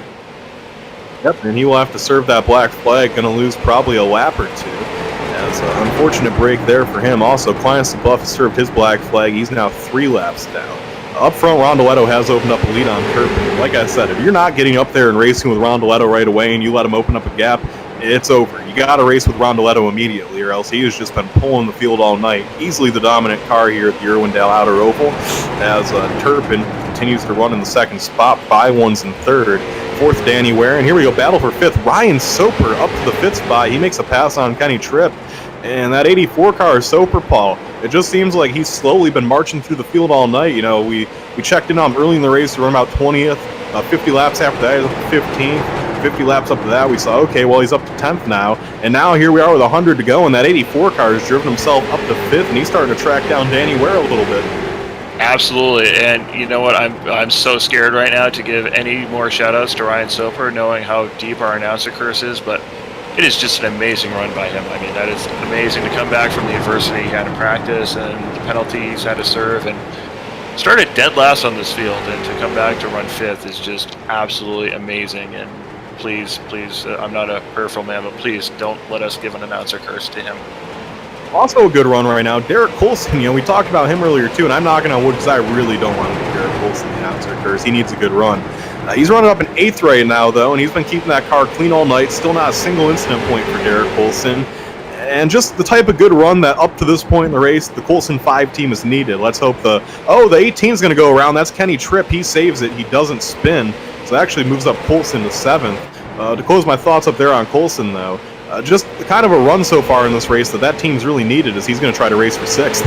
Absolutely. No, we talked to Cole. Like I said, we were talking to Coulson on our pre-race production meeting, and he was, I've not heard a driver more down on himself coming into a race than I've heard Coulson. Just, literally he had the Greg Hulse treatment last week that Greg Hulse had this week, and just everything, and he he really needed a good run. This is awesome for him to see.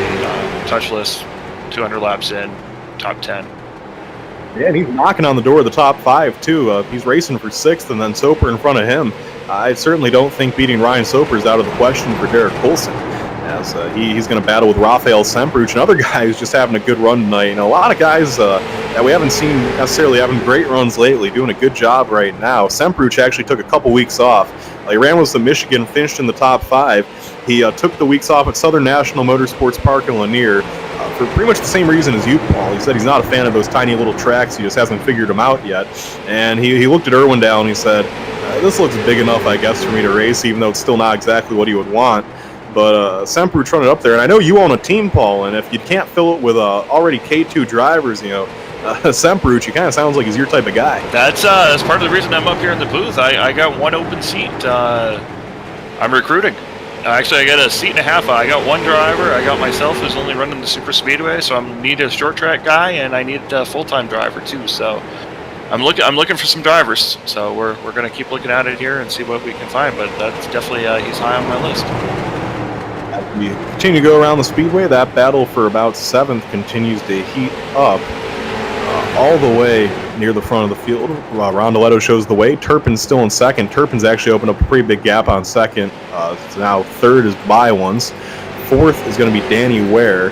And 5th still Ryan Soper. Not a ton of great battles going on the racetrack right now. Everyone just kind of biding their time. I talked earlier about how Bruce Helmuth has a good car, but he's trapped 3 laps down, Paul. He's now only 1 lap down in 16th. And first also, car lap down too, so 1 yellow and he's back in the fight.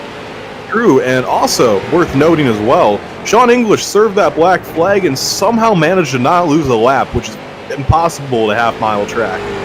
It's a big track. It's a wide track, so he probably timed that exactly right. Remember, just a quick in and out, stop and go. So very impressive there. He's self-spun, got himself all the way to the back. Now he's all the way back again. He was able to get up front once. We'll see if he can do it again. I have faith and confidence that he can get back up with 94 laps to go. Yep. Although his biggest concern right now is Rondoletto is getting bigger and bigger in his mirror. Rondoletto is trying to come around to lap him. And that is a lap that I'm sure Sean English is going to fight like heck to stay on, because he's the type of car, he definitely has been a little bit slower than Octavio all night. But if we get a late restart and let's just say somehow the 60's in the lead, I certainly think he has the speed to hold off Rondoletto. It's just he probably doesn't have the speed to get around him without an assist. So the 60 car really would like to stay on the lead lap if Rondoletto continues to put laps away in the books. Looking right now, trying to keep an eye on this battle now is Patrick Sullivan has started to reel in Ryan Soper for 5th. Sullivan continuing a good night. Also, Derek Coulson has lost 2 positions now. Stephen Rex and Kenny Tripp have both gone around them. And Stephen Rex right in front of Coulson. Coulson spins. Coulson didn't hit anything too hard. Coulson's going to be okay. That does end his incident-free night. But I think he'll be okay with that, as he'll stay out there. Scared me for a second when I saw him spinning. I was like, oop, and now it's reversed. But no, great job by Derek Coulson not to hit anything there.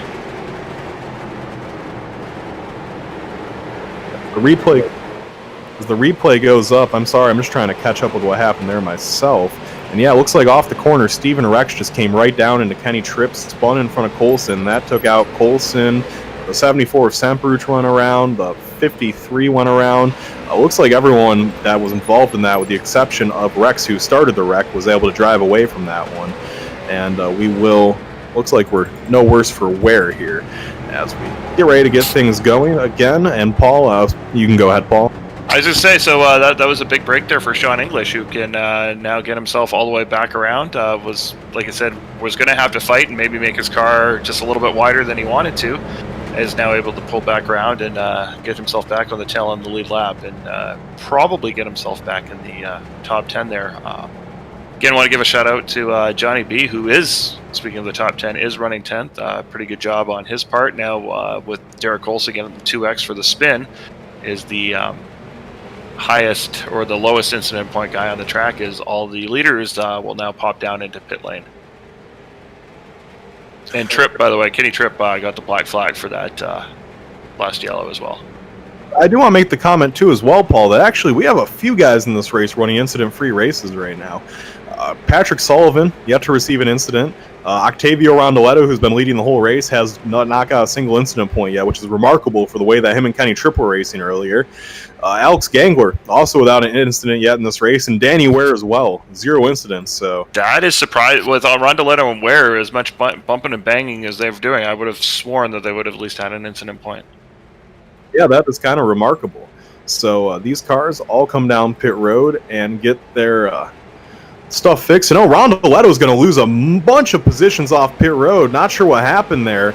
Luke Turpin wins the race off pit, or actually Ryan Soper wins the race off pit road. Soper must not have taken a full tank of gas. And yeah, this is going to shake things up big time here, Paul. Just checking the report here. I think I heard something about Rondoletto taking 4 tires. Going to check in with my sources here really quick, see what's going on. I'll be with you in a second. All right, 10-4. I'm going to see what happened here with Soper. And for Soper, he just took right sides and a splash. Right sides and a splash for Soper. That's what won him the race off of pit road. So Soper will be your leader when we get things restarted, Paul. Second will be Luke Turpin. Third, Pedro Jose Luis Baiwans. Fourth, Danny Ware. Fifth, Octavio Rondoletto, the lowest he's ran all night. Sixth, Patrick Sullivan. Seventh, Derek Colson. Eighth, Tyler Batchelder. Ninth, Johnny B. And rounding out your top 10 will be Matthew Bear. First time we said his name. Absolutely, and that was in fact Rondoletto did in fact take 4 tires. So we'll see if that helps him, or if the clean track position will help there. As it'll be Ryan Soper and Luke Turpin there starting on the front row. Let's see if Soper can hold off XCAL's greatest driver. We will see as Soper finds himself leading this race, and we're going to get a restart with about 85 laps to go. Getting the wave around that time was Bruce Helmuth and John Schwartz, so both those cars are back on the lead lap. A huge break there for both those drivers, as they both have shown a lot of speed tonight, and I'm sure they just want to get their way back onto the lead lap. We have a couple cars 1 lap down, Jeff Edgar, Rafael Semperuch. Cody Jones, by the way, shout out to him. He's 2 laps down, 17th right now, but outside of a little bit of a rough start there for him, really haven't had to say his name a whole lot in a while, and sometimes that's a good thing, Paul. Not a terrible XCAL debut for the 707 team. Absolutely. What started out could have been a disaster there, bringing out the second yellow, though no fault of his own, and falling back past 30th place there. Really hasn't fallen off the pace. He essentially started the race 2 laps down, and he's been 2 laps down ever since. So great job by him by staying pretty even. All right, so this time by, the lights will go out on the pace car as Ryan Soper has the field in tow. Soper on the inside, Turpin on the outside. This is the first time we've seen Soper run in the lead since Phoenix. As now, last second delay there, the caution's going to turn back onto the racetrack. I think they saw a squirrel down in turn 3. They didn't want the drivers running that over, so they're going to shoot off the racetrack real quick. So the restart will come with 84 laps to go. I'm curious to see how Octavio does restarting from 5th, Paul. This is the lowest we've seen him restart all night. Yeah, he's starting at 5th, and he's got some cool tires. Remember, he took 4, where a lot of these other guys took 2, so their tires are warmed and a little bit better. I think long run-wise, Octavio will be in a good spot, but getting here the first couple laps is going to be a little like driving on ice for him. So can he hold, if he can at least keep his 5th spot, that should bode well for him. All right, here we go down into turn number 3. Soper has the field at his mercy. They go through turns 3 and 4, and the green flag will fly there off and away. Soper on the inside did get a good jump there, kind of bunched up the field a little bit. Soper now will run down low. Luke Turpin up high, and Turpin gets loose. Turpin into the fence. Luke Turpin goes in the wall, and now Baiwans moves up to 2nd. Turpin drops like a rock now back to about 5th. And a tough break there for Luke Turpin, as now Baiwans is all over the bumper of Ryan Soper. Here comes Rondoletto, the inside of Danny Ware. Nothing doing there yet so far. And honestly, with Baiwans being on the same setup as Rondoletto, and Baiwans running in 2nd right now, if he can get around Soper quickly, Baiwans might be in the catbird seat right now to open up some ground on that 77. Absolutely. This is the first time Soper's led in quite a few races here, so I know whenever I get near the front, I get really, really nervous if I've not had that opportunity. So hopefully nerves don't get the best of that. Best of him is the 100 there. If Danny Ware gets really loose, and Turpin kind of helps him around there to spin him and send him into the infield. The 100 of Danny Ware does spin. He recovers, though. He's going to keep the car on the lead lap. So no harm, no foul there. And everyone that I said had an incident-free race is losing their incident-free race now. As we're going and 5 at Derek Colson just pounded the 19 into the tire barrier. Oh, wow. Bad break for Patrick Sullivan there. Yeah, he's upside down, so that's a terrible break there for Patrick Sullivan, who had an incident-free race going. That's just not what you want to see, as the Coulson actually is up to third right now. A nice run there for him, but unfortunately for Sullivan, a great run ends. Up front, Ryan Soper continues to lead. He has a 2/10 advantage right now over Pedro Jose Luis Bywans. Bywans drives it in down low. Bywans trying to get one free off the corner, and Bywans not quite clear. He will mess very close to the stripe that time. By it was Soper by 6/1000ths of a second. Soper doing his best job right now, fighting off the number 16. And caution will fly. Caution will fly for about the 10th time tonight. As, Danny Ware went around again, as Danny Ware has just not had a good few laps, Paul. That's unfortunate. He, like I said, been up there and then kind of got the bad break on the as Derek Coulson Turpin gave Danny Ware the chrome horn, and then just it's hard to get all these things back up. So we will see what happened there as we wait to get the replay up. Danny Ware, though, he was running up near top 5 all night. If the replay comes up, you're going to see Danny Ware was just coming up off turn number 4, and he kind of drove across the bumper of the 2 car into the 83. That sent the 100 spinning. And really there, that one's on Danny Ware. Kind of no one to blame but himself for that one.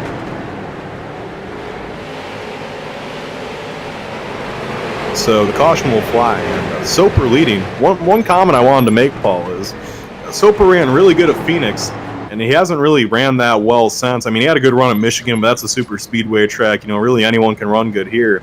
And here we are at Irwindale again. Soper running good again. You got to wonder, maybe the West Coast kid Ryan Soper takes to these West Coast tracks maybe a little bit better than the rest Absolutely, of them. and this track, in a sense, is kind of like a smaller Phoenix, right? You run that kind of how they run the very wide into turn 1 and 2. With the thing that's kind of been the same way here, you run really wide into 3 and 4. So this open, wide track that uses more than just the actual racing surface might play off to his advantage. Patrick Sullivan was able to get the car back on the track, miraculously only lost 3 laps throughout that entire incident, so Sullivan's race isn't over. To update you on the incident points, though, Paul, after that little bit of a run there, Octavio got a 4X. Now everyone has a 4X except for Alex Gangler. Alex Gangler is the last running car with no incident points, Paul. So for a while it was going well, but it's kind of died down a little bit. Absolutely. So Gangler, and then we got the 1X there of Johnny B. Johnny B is now up to 9. Oh, Johnny B is up to 9. So I jinxed. Okay, so you jinxed everybody, and I jinxed Johnny B. Fantastic. All right, our jinx game is strong. Honestly, though, this hasn't been great for Johnny B. Those must have been 9 light incidents, though, because that car still does not look like it has a scratch on it. And he's 6th. And he, like you said, he's running in 6th. A great run for him, and still 9 incidents over a month span. He'll take that. He'll still take that all day. You know what? In knowing him, if it's anything like me, I would take 9 incidents to run top 10 any day of the week. Absolutely, and like you, Paul, he's going to be looking right at the bumper of Luke Turpin, which I know for you is a personal goal every time you get in the car. Absolutely, that's my target. If I can run near Luke Turpin, then I know I'm doing something right. So he's obviously doing something right here. We're going to update you on the top 10. Ryan Soper is your leader. Second's going to be Pedro Jose Luis Bywans. Third, Sean English. Fourth, Octavio Rondoletto. Fifth will be actually Johnny B is up to fifth will be Tyler Batchelder. Sixth will be Johnny B. Seventh will be Derek Coulson, who actually pitted. Derek's the first car that pitted. Ninth will be John Schwartz. A nice recovery there for Schwartz after being in that incident not too long ago. And 10th will be Danny Ware, as they will delay the caution one time. We're up to 15 cars now on the lead lap, Paul. This is interesting for the cars that stayed out, or the cars that pitted, I should say. Remember I was saying a fuel run's about 65 laps? We got about 71 laps to go. So those who pitted here this might be their last pit stop. I think they're probably going to need 3-ish cautions to make it to the end. Maybe I think we're guaranteed at least 2. I will bet my very poor teacher salary that there'll be at least 2 more cautions. We will have to see as the lights go off on the pace car. We'll see if they stay off. It looks like they're going to. So it's Soper on the inside, Bywans on the outside. Keep an eye on English. He's been aggressive all night in that 60 car. Let's see if he makes it aggressive. It's actually the caution will get delayed another lap here, so we're going to restart with 69 nice laps to go here. As This one should be a doozy to finish it off. 300 laps went by quicker than I would have expected here at Irwindale. I look at the clock, Paul, and we've been doing this for about 2 hours and 15 minutes now. It really doesn't feel like that long, though. It does not. No, especially when you're up in the booth with some friends and watching some exciting racing. Time really does fly. This is not study hall. No, it is not. It's not math class where you sit there and look at the clock and you're like, all right, I only have 4 10-minute segments left. It's a little bit more fun than that. You break your classes down to periods. Yeah. In the first quarter. Yeah, it's like, all right, well, we have 5 5-minute segments left. All right, here we go. Halftime's the bathroom break. All right. Oh man. We're going through 3 and 4. Soper on the low side, and green flag will fly, and Ryan Soper blows the doors off. Byland's there on that start. What that does is allows English to slide back down underneath the 16. 16 car will slide up in a second now as he races side by side with English. Here comes the 77 of Rondoletto now to the inside of English. Rondoletto knows that 60 car's been running second all night. He can't let him get too far away from him. Rondoletto drives it all the way to the bottom. He's going to slide up in a battle for second with the 16, and caution will fly, as that was a quick one, as we have an accident in the middle of the field. It looks like Danny Ware again has gone around, Paul, and things have gone from bad to worse for the 100 team. Greg Hulse has passed the pinball over to Danny Ware's machine, as it looks like he's hitting everything but the pace car right about now.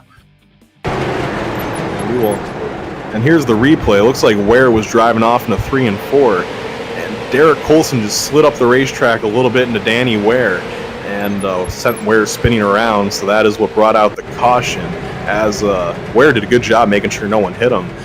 What that's going to do, Paul, is it's going to allow Cody Jones and Aquinas LaBeouf to get back on the lead lap. Heather Patrick will only be 1 lap down, as Derek Colson will get a black flag, Paul, so a tough break there, as he's been having a great night, but the good news is there probably will be another caution, so he'll probably get back the lap he's going to. So I doubt it's over for Derek Colson yet. Absolutely, yeah. With Heather getting the lap back, that would put the next car 3 laps down. So yeah, Derek will be in the lucky dog spot. You got the rest of this group here, the 1677 coming down pit road.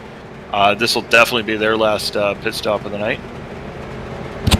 Yeah, and Ryan Soper keeping that car out there, Paul. We know he can't make it. Maybe Ryan Soper's just liking to keep that car up front so everyone sees that nice big XCAL Racing logo on the front of it.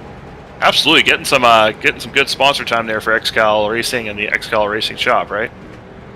That's for sure. Ryan Soper's probably the biggest customer of the XCAL Racing shop, and I'm sure Ryan Soper, if he was on this broadcast right now, would tell you, go to www.xcalracing.com for all of your XCAL Racing needs.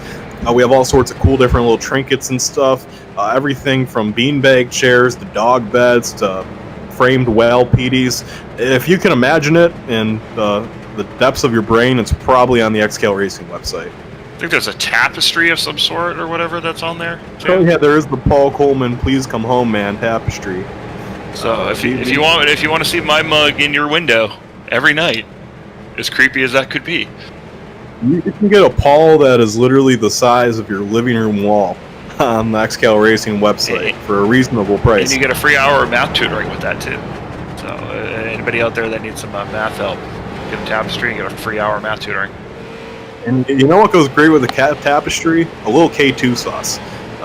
K2 sauce, the only sauce you'll ever need.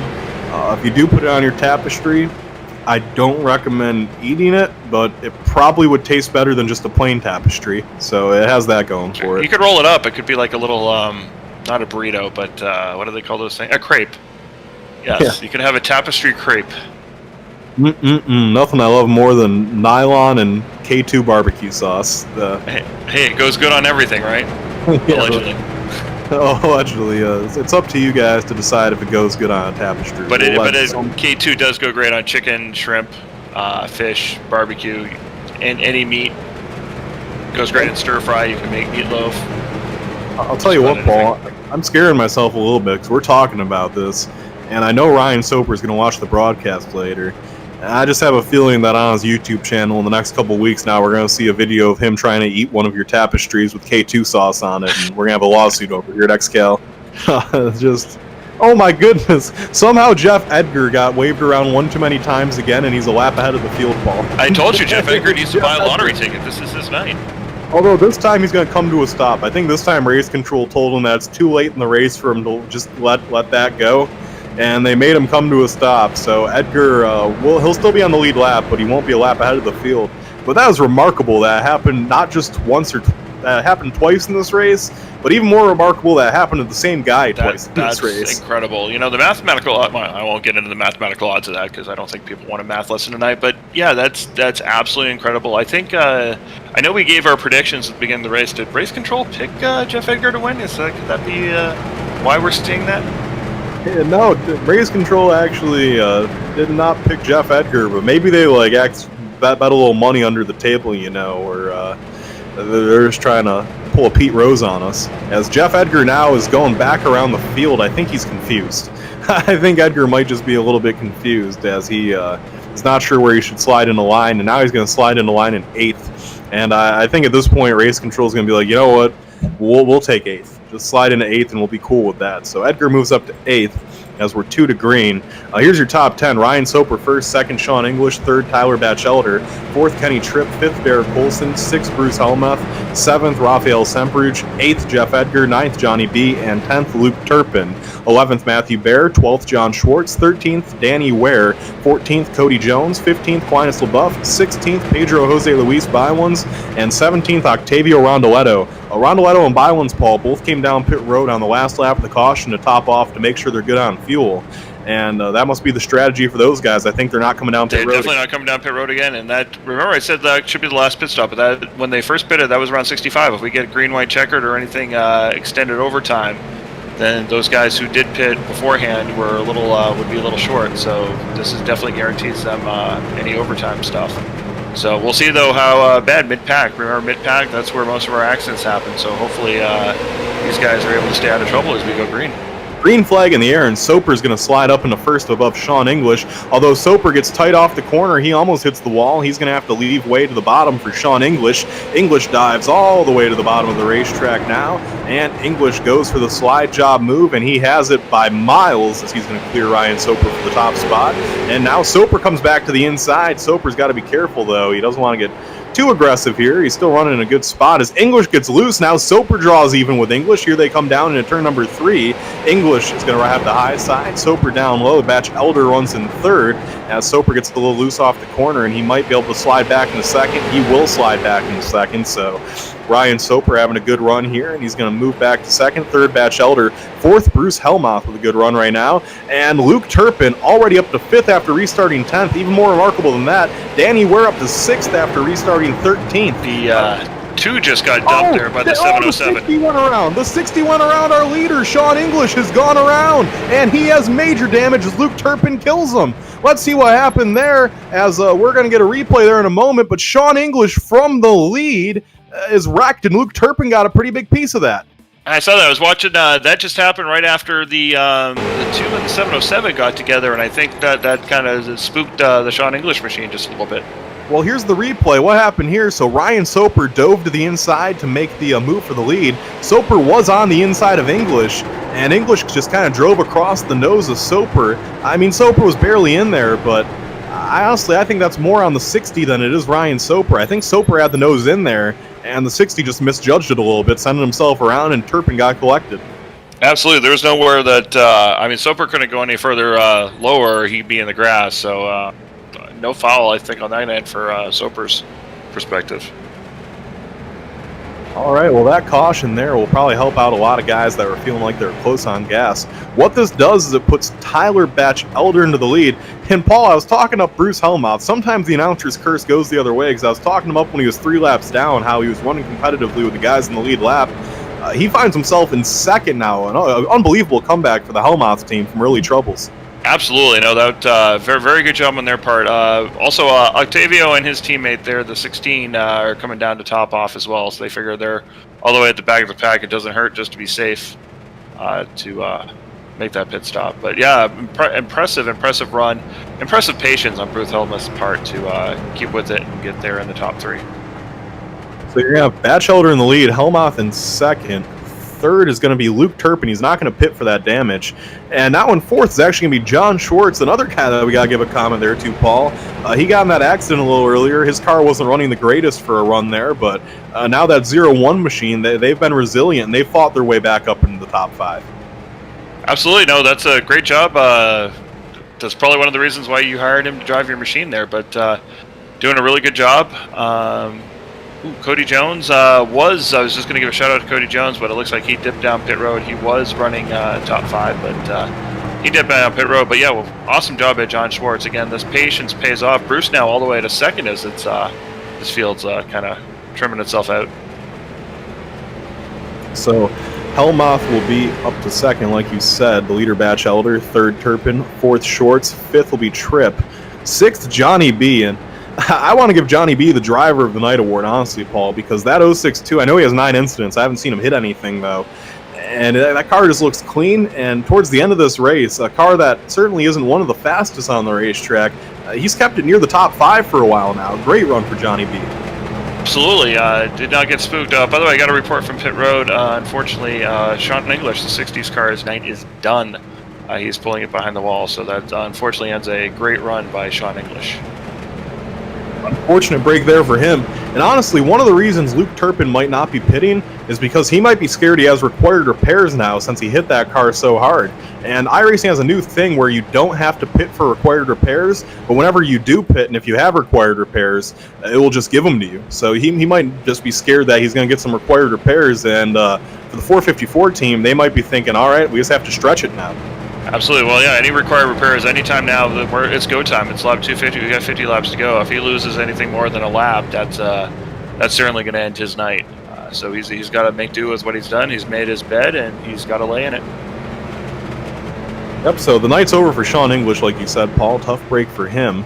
We still have about 27 cars out there running on the racetrack, as that's actually a pretty good number. Only 3 cars have pulled it behind the wall. Josh Rogers, Greg Holes, Jeff Hooper, and of course now we have had a Sean English pull behind the fence as well. Tyler McRae, their crew's still working on the car on pit road, but he probably won't get back out there. We'll have to see, though.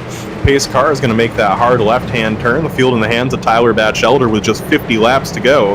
Batchelder down low, Hellmoth up high. Green flag in the air, they're down and away. And Batchelder going for that top spot right now, but Hellmoth on the high side hanging tight. Here we go. Luke Turpin's going to make it 3 wide. He's not wasting any time as he's going to try to take the lead away from Batchelder. Here we go, and it's Turpin to the top spot.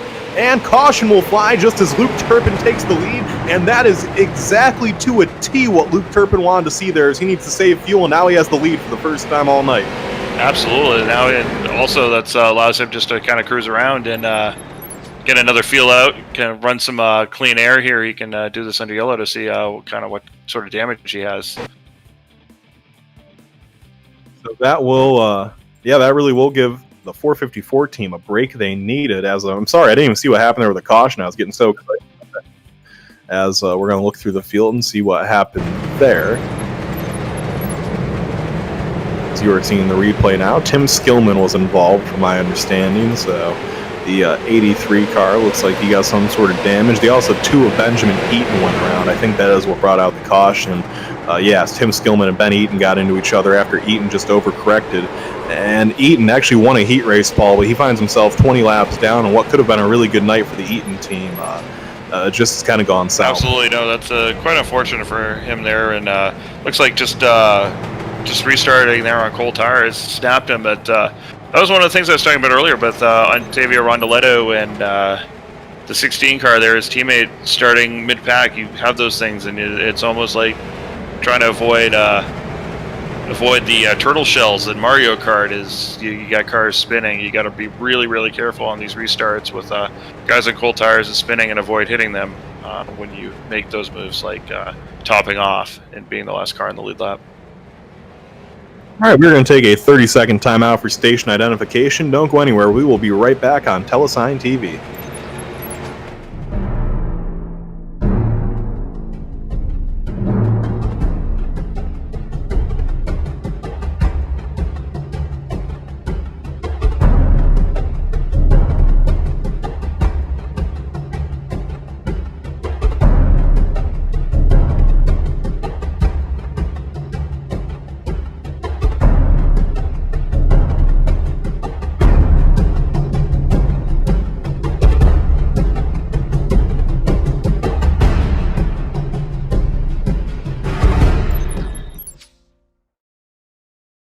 Back here live on Telesign TV. As always, my name's PDJ Zeller. Alongside me tonight, Paul Coleman Jr. Once again, thank you to Tanner Kalin doing great work on the cameras, our director tonight, as we are going to have just about 40 laps to go when we get this thing restarted here, Paul, and an exciting race so far.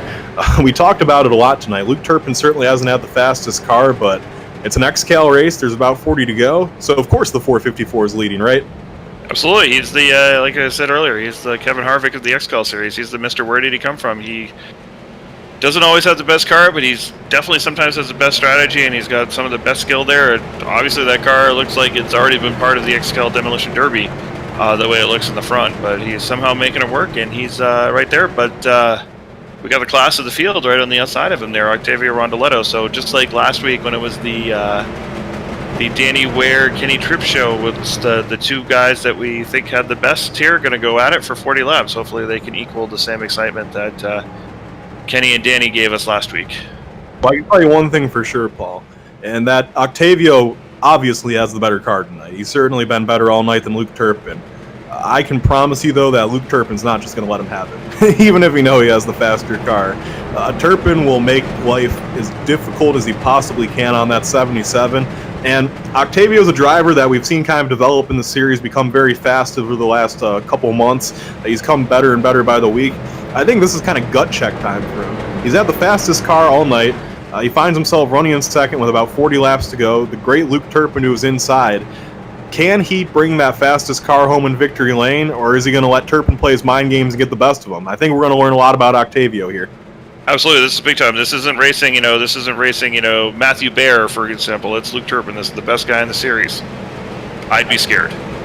Here we go in turns 3 and 4. Luke Turpin has the field in tow. Turpin brings the car through 3 and 4. It's up to him when and where he wants to go. He goes now. Green flag in the air, and Turpin blows the doors off of the 77 car. And now Turpin will be in the top spot as Octavio runs the high side. Turpin runs the low side. Turpin gets that good run off the corner.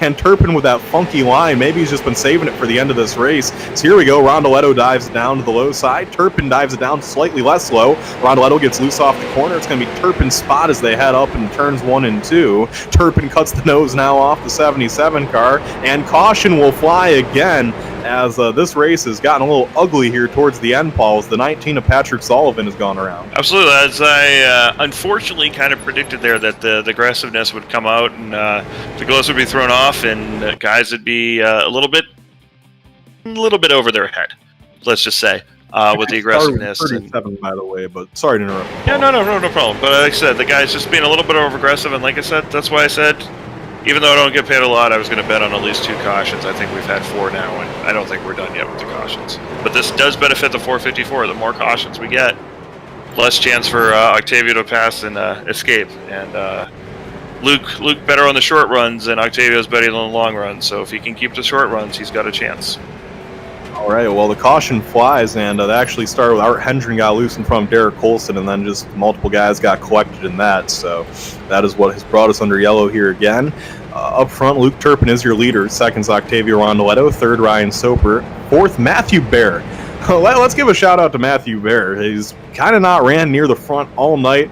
We've maybe said his name very sparingly, but there's that car without a scratch on it, about 35 laps to go, and he finds himself running in 4th right now, Paul. That's quite amazing. Like I said, I don't know a lot about Matthew Baer. We haven't really talked about Matthew Baer, but anytime somebody who you don't know, I do know one thing. I used to shop at Piggly Wiggly a heck of a lot, and they have a great meat department. So props to him for that. So 5th is going to be Danny Ware, recovering from about 3 different spins within the last 30 laps. 6th will be Aquinas LaBeouf. Nice recovery for him, too. He was 3 laps down not that long ago. The 27 machine now finds himself just outside the top 5. And Cody Jones in 7th, Paul. You gave him that shout-out at the last caution. Here he is running in 7th in his XCAL debut. That 707 car has been quiet since that first caution of the night. And here you go. He's just outside the top 5. Yeah, he's learning the skill. Like you said, he got a couple wave with these yellow flags. He got a couple wave rounds here. He's got a chance to keep himself clean. He might get himself no, I want to say a beginner's luck XCAL top 5 because he's certainly earned it, but definitely be neat to get him here at top 5 in his first run. For certain. In 8th is Jeff Edgar. 9th, Pedro Jose Luis Baiwans. 10th will be Kenny Tripp. I'll take you through your lead lap cars. 11th, Bruce Helmuth. 12th will be Tyler Batchelder. 13th, Rafael Sempruch. 14th, Heather Patrick. 15th, Patrick Sullivan. 16th, Johnny B. 17th, John Schwartz. 18th, Jose Godino. 19th, Derek Colson. And then just one lap down will be Alex Gangler, who up to this point in the race has yet to get a single incident. That's impressive, and only one lap down. If we get one more yellow, he can be on the lead lap. Lead lap with 0 incident points is that's my goal every week whenever I get into an XCAL machine is lead lap with 0 incident points. So, add props to Alex Gangler for reaching the Paul Coleman, as we'll say. All right, well, it's go time in this race. 35 laps to go. And the more laps we run under caution, Paul, it definitely benefits the 454. And the 77 has to be frustrated because you know that the 454 is very good at restarts. He's going to get the advantage on the first lap. The 77 needs it to go about green for 3 laps just to get to racing with the 454. And even at that point, you know that Turpin's going to fight like hell. So the 77 really needs to see us get like 10 or 20 laps here under green. Absolutely, that's the thing. If anything more than 15 laps, this is the 77's race. But if you can keep it under a 15-lap restart between the if Danny Ware can get up there in the 100, we don't really know what Matthew Bear has either. He might have something for these guys. Soper's been good on the short runs as well. A lot of these guys have something for the 77 as long as we can keep it to a 5-10 lap run. All right, so we get ready this time by white flag in the air. One more lap till we go green flag racing. We're going to take the green flag with 32 laps to go. 32 laps to settle the score here from Irwindale, California. As this one was a very good race for the most part. Here in these last 60 or 70 laps, though, things have started to get a little bit caution-y. We've seen our fair share of cautions here late in this one, but that's just short track racing. Here we go. Pace car makes the hard left-hand turn. Field in the hands of Luke Turpin. They drive off into corners number 3 and 4. The 454 has the field at his mercy. Here they come, and green flag in the air. The 454 blows the doors off the 77 again, and Turpin drives that car up in the top spot. Turpin now is in the lead. Second's going to be Octavio Rondoletto, and third will be Ryan Soper, as Soper is going to clear the 46 for third. Here comes Danny Ware in the 100 car now making his move. As the leaders race side by side, it's Octavio to the inside of Turpin. Octavio gets loose, and Octavio will not be able to hang that time. Turpin has the top spot. Now Turpin dives to the bottom side of the racetrack. Turpin gets the run off the corner, and he's going to be clear of the 77 cars. They do the dance for the lead. Here comes the 77, and caution's going to fly again. And Octavio Rondoletto, I think I just saw him punch the steering wheel through his windshield. Yeah, it's frustrating. He got somebody's on their roof smoking. Look like that is Jada Buke. Jada Buke practicing for the Demolition Derby later on this evening. Already, it looks like his car is done for the night. But yeah, the 77 there looked like he had a chance to was probably going to make a pass for the lead there, and the yellow comes out right at the right time again for Turpin, and we're going to have a green flag with 25 laps to go or less. So things are looking out for him. They're looking up for the 454 machine. In the 77, I think he was about to take the lead if that caution didn't come out right when it did. So saved by the bell again as Luke Turpin, as the 14 car still sits on the front stretch. And as these laps click away, Paul, I know I've said it already, but I really feel like the balance of this race, I feel like with about 50 to go, it was heavily weighing in the favor of the 77. Then we had the restart with 40 to go. It was still the 77, but it started to lean a little bit more towards the 454. Then with 30 to go, still the 77, but a little bit more to the 454. And now we're going to have a restart with about 20 to go. And I feel like the balance still a little bit to the 77, but it's getting closer to about dead even right now because the less laps we have means the less laps the 77 has to negotiate the 454. And I'm telling you, from what we know about Luke Turpin, the 77's not just going to pass Luke. It's going to be a battle. He's going to have to earn that spot. Absolutely. I think if Turpin can get one more yellow, this is his race. I think if this goes green to the end, 77's going to have enough, and he'll be able to pass them and take them high. But Turpin may make his car just a little bit wider than it needs to be as well. Obviously, it's got some damage, so a couple more scratches won't hurt that thing. I want to talk about redemption, Paul. Turpin, Southern National Motorsports Park. He was about 2/10 faster than everyone on that track. I was probably the second fastest car that week, and I can tell you I was just not as quick as Luke Turpin there. Turpin gets wrecked while he's leading by a lap car.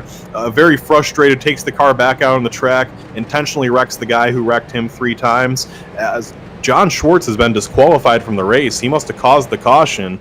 Terrible break there for Schwartz. I'm sorry, I didn't even notice that, Paul. I'm going to continue what I was talking about Luke Turpin. Sorry, my car owner taking over there for a minute. But Turpin had the fastest car, came out, intentionally wrecked Greg Holes 3 times, got himself parked for last week at Lanier, and now he's back here this week. Hasn't had the fastest car all weekend, but with 25 to go, the 454 finds himself in the lead. And what redemption for that team after they've had a trying couple weeks. That'd be a great comeback, and I think that will make him forget all about Southern National and the things that happened there. But yeah, we'll have to look in and see what happened there with the 0-1. Looks like you're going to have a little conversation there after the race. That's going to hurt a little bit in the owner's paycheck category. Second week in a row I've had a car disqualified from the race. So that is fantastic. I really don't know what happened there, although I do remember that Schwartz caused a caution earlier in the race, so they must have deemed that Schwartz caused that caution as well. As unfortunate break there for Schwartz, but he's the type of driver I know he'll be back next week, and he'll be giving them heck once again. So the lights go off on the pace car. We will be going green. We're scheduled to go green next time by, but I bet you that'll get delayed. It doesn't really look like anyone's doubled up yet as we come off turn 2. Here's your top 10. Luke Turpin, Octavio Rondoletto, Ryan Soper, Danny Ware, Matthew Baer, Clinus LaBeouf, Cody Jones, Pedro Jose Luis Bylans, Bruce Helmoth, and Kenny Tripp, as 16 cars still run on the lead lap. And then Gangler, only 1 lap down, so if he can get one more caution, he's going to be back in the fight as well with that 0x thing. We got what, 20? Oh, he did just get the wave. Hey, look at that. He's getting the wave around. So we're going to probably go at least one more lap after that. I agree.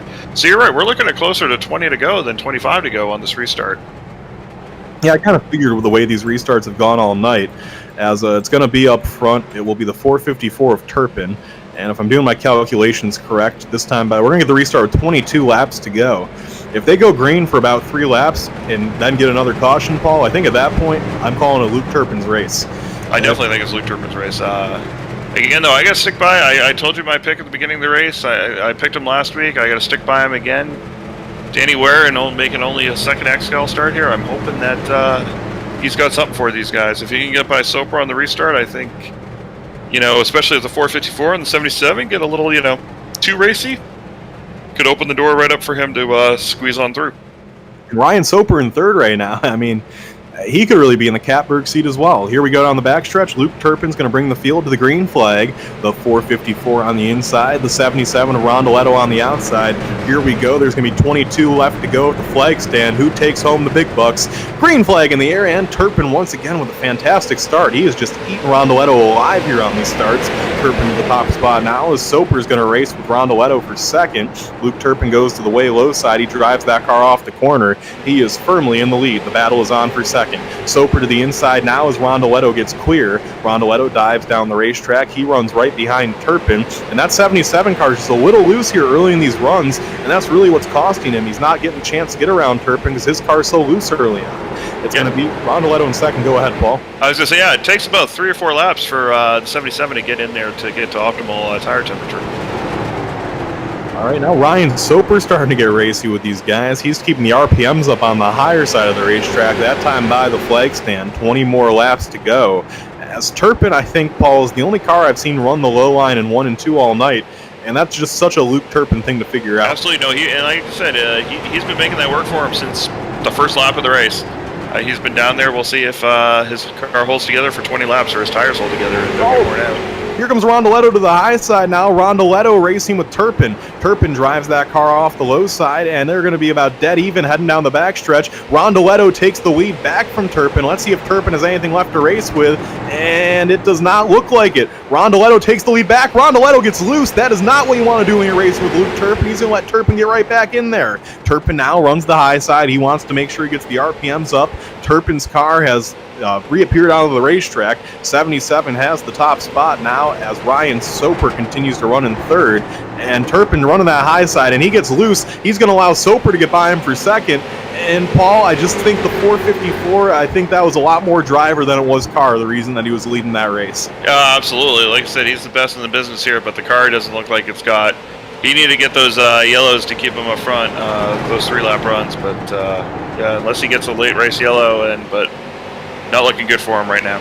They have great racing going on. Danny Ware racing with him now for the 3rd spot. Ware goes to the inside as Aquinas LaBeouf runs in 5th. Pedro Jose Luis Baiwans in 6th. Ware gets a little loose on the inside of Turpin, and here they come down as Aquinas LaBeouf makes it 3 wide. No, that's not going to end well. He gets into Danny Ware. Danny Ware goes around in front of the field. He saves it, 360, and that's going to be the reason that Aquinas LaBeouf doesn't get penalized there, Paul. Penalty there on Danny Ware for just being too good. Yeah, it's unfortunate for Danny Ware that will take him out of the race. And Kleinis, though, does take he owes him a sandwich or something like that, because that would have ruined Kleinis' night as well if they brought the yellow out. Sean English has gotten back out there 15 laps down, that car with a lot of damage. The 100 car has recovered into, I believe, 13th. He still has a chance at the top 10, but obviously disappointing the way he's ran tonight. A battle on for second. Luke Turpin goes to the outside of Ryan Soper. Octavio Rondoletto has absolutely walked away from the field, and barring a late race caution, this is his race to lose. So here we go. It's going to be the 454 just trying to find his way back around the 84. He dives to the low side now. Turpin on the inside of Soper for second.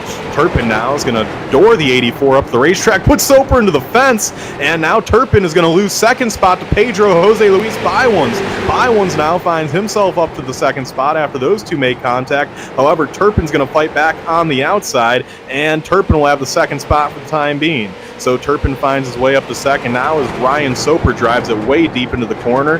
That will not stick, as it's going to be Baiwans getting the position off the corner now. As Soper and the 60 are getting close to each other. Don't forget, Soper is the car that made the contact with the 60 of Sean English. English might be looking for some sort of measure of revenge here, as English, here we go, he dives way down to the low side underneath Ryan Soper. Let's see if anything gets hairy here off the corner. English comes up the racetrack, and he is going to let Soper continue to march on. It's kind of getting in the way of Aquinas LaBeouf right now, who I'm sure would like to get up there and race for 4th. As things have settled down here for some of these top few spots. Looking on the racetrack, probably the best battle on the track is battle for 9th. Here we go, Heather Patrick in 9th. Danny Ware dives down low. Ware, recovering from that spin nicely, is going to take the 9th position back. Still, got to be a disappointing run there for him, as English and Soper race side by side. Derek Colson with some sort of issue. That car is slow on the bottom of the racetrack. A good night gone sour for him, as English, I think, is getting his revenge on Soper just by racing him hard here right now. And Soper gets a little loose off the corner. Now LaBeouf pulls to the outside. Aquinas LaBeouf trying to take that position away from Ryan Soper. And now LaBeouf trying to get back up to 4th. And English racing with these guys so hard, what that has done is it's allowed Kenny Tripp to catch up to both LaBeouf and Soper. As Soper drives it in deep off the corner. That's not going to stick, though. And he's going to slide up in front of the 27. Oh, my goodness, just not a great move there by Ryan Soper, as he is going to probably cause some motor damage there on the 27. Luckily, there's 7 laps to go. Absolutely. Whoa, and they're still watching the 60. Slides in, gets way loose, gets all the way into the grass. All sorts of things happening. I'm still waiting to... You get that spidey sense that something's going to happen between the 16 and the 84 here at some point. Yeah, you know he's not completely happy with him, as now LaBeouf's going to slide into 5th over Soper. So Soper's just going to drive it in way too deep, and Soper's got to be careful not to pull that move he did last time. That was just not very courteous whatsoever, as Soper gets loosed up the racetrack, and now that allows the 60 to give him a heck of a bump. You can just tell the 60 is not happy with Soper. Here we go. 60 drives it in deep, puts Soper in the fence, and now Soper is possibly going to lose another spot here as the 60 car, just not making life easy on the 84. And you almost think that the 60 might want the 84 to wreck him. I think that's kind of what he's going for. Is Danny Ware now drives it 3 wide. Due to all this racing going on, Ware might get himself back up to 6th as they brace for 6th in front of him. Tyler Batchelder is going to take the position away from Soper, move Soper back to 7th. As Soper, he's going to think to dive it in low. He will not, as the 100 car is now all over him. I promise you, this is the best battle on the racetrack. As Soper gets loose off the corner, give the position to Danny Ware, and now Heather Patrick and Matthew Bear are all over Ryan Soper. That Soper car is going south in a hurry. He might not even finish in the top 10 at the rate he's going. 3 laps. This might be the most calculated intentional, unintentional wreck of the 60 to force the 84 from running from 4th all the way to the end of the top 10 from that. If you're going to get revenge, this is probably the way to do it. Wreck someone without, actually wrecking them. as the 17 car now races with Soper. This is for the 8th and 9th positions. Soper to the outside, inside Heather Patrick. We're going to take you back to our leader, though, who has taken the white flag. White flag in the air. Octavio Rondoletto drives that car off of turn number 2. A dominant performance tonight for the 77 team, and as we head to 2021, make no doubt about it, Octavio Rondoletto is 200% a contender, and he's going to win tonight. Checkered flag in the air. Octavio Rondoletto wins the Oktoberfest 300. Second place will be Luke Turpin coming back from suspension, and rounding out the field in third will be Pedro Jose Luis Bywans with his best career finish. Fourth is last week's winner, Kenny Tripp. Fifth is going to be Aquinas LaBeouf in the number 27 with a nice recovery. Sixth, Tyler Batch Elder. Seventh, Danny Ware. Eighth, Ryan Soper. 9th will be Heather Patrick. 10th, Bruce Helmoth. And that is your top 10 finishers here. Here we go after the race. Soper coming up on the 60 car. 60 gives him a little bit of a bump here. And now the 60 turns Soper after the race. So we knew they weren't happy with each other there. And honestly, the 60's measure of revenge. He might not have wrecked Soper, but he probably caused Soper a good 5 or 6 positions there. Absolutely. No, I have to say, as I was talking about with a couple laps left, that might be the most impressive, mature way to take a guy's good night into a bad night. Racing him hard, didn't do anything illegal, didn't do anything that would warrant race control to get involved, and he's not going to have to worry about getting himself parked, but I think he got a good feeling of revenge by doing what he did there to Ryan Soper. So, I mean, that I've never seen that in a race, and I think that's absolutely a beautiful thing. For certain, it was, like you said, just perfect measure of revenge there. If you're going to do it the way that Sean English did, and wreck someone without actually wrecking them. So he didn't ruin anybody else's night either, which is great. It was just between the two of them. So we're going to try to catch up with the top 3, Paul, though. I do have word that Luke Turpin has already, ran to his hauler. So I think that Turpin might, I don't know if we're going to be able to get a word in with Luke Turpin. We will try to get a word in. That's unfortunate. I was looking forward to talking to him. I would as well, but I just don't think that's going to be the case tonight. So we are going to try to catch up with the third place finisher of Pedro Jose Luis Bywans and our winner of Octavio Rondoletto, if we can. If nothing else, we'd at least like to catch up with Octavio, as I'm sure he is excited. Absolutely, he was definitely the man of the hour, the car to beat. Definitely, I would have to say the class of the field. Not the best on restarts, but definitely after 3 laps, the best car we had tonight. No doubt about it. As we wait for him to get in here, and while we wait for him, I see Aquinas LaBeouf in the team, so I might as well get a word in with our 5th place finisher, since we're gonna have a hard time getting word in with a lot of our top 3. And Paul, I pulled Aquinas into the channel, and Paul, I believe you're down there with our 5th place finisher. I am Aquinas LaBeouf. How are you doing this evening? Tell us a little bit about your race. You had some issues early, wrecked, came back. We're at the top. Kind of, it was like shoots and ladders a little bit. Tell us about your race. Yeah, I can't believe how this car is made of steel. It got involved in a couple wrecks and brought to the back. Pit crew guys fixed up real quick, brought it back to the front, drove it right up there, and had enough time to get everything situated. So once you got up there, what was going through your mind? What was your strategy there to get back up there? How did you work that magic? I knew I definitely had to drive a little bit aggressive, so I know everyone being on the fresh tires, it's really slippery out there with the fresh tires, and I could just drive around them really easy. I just had to wait for that the wave arounds, and the cautions just really helped with that. Absolutely, there were definitely a lot of cautions tonight. Did that play any into your strategy at all? I really didn't know what to expect going to this night. I just needed a good finish, and the cautions definitely played a big factor, because I can tell you, if it went green, I probably wouldn't be here talking with you right now. Absolutely. Well, congratulations on your 5th place. PD up in the booth. I believe he might have some exciting words as owner. Yeah, I'm happy with Aquinas on the good run there. Sorry, I'm actually down here in Victory Lane now, Paul, as we've caught up with our race winner, Octavio Rondoletto. And Octavio, a dominating performance tonight for you. That car just seemed to be a little bit faster than everyone else. How's it feel to get back in Victory Lane for the first time since Bristol? Hello, everybody. I'm so happy with the finish.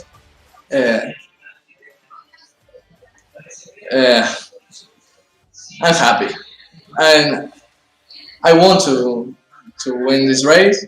I practice a lot, and I'm really happy. All right, Octavio. Well, another great win for you. Before I let you go celebrate with the team too much, is there any sponsors, crew, or team you'd like to give a shout out to? Yeah, good results are good for the team, and the car is so well. I want to say thanks to Tanner, to the whole team for the support, my family.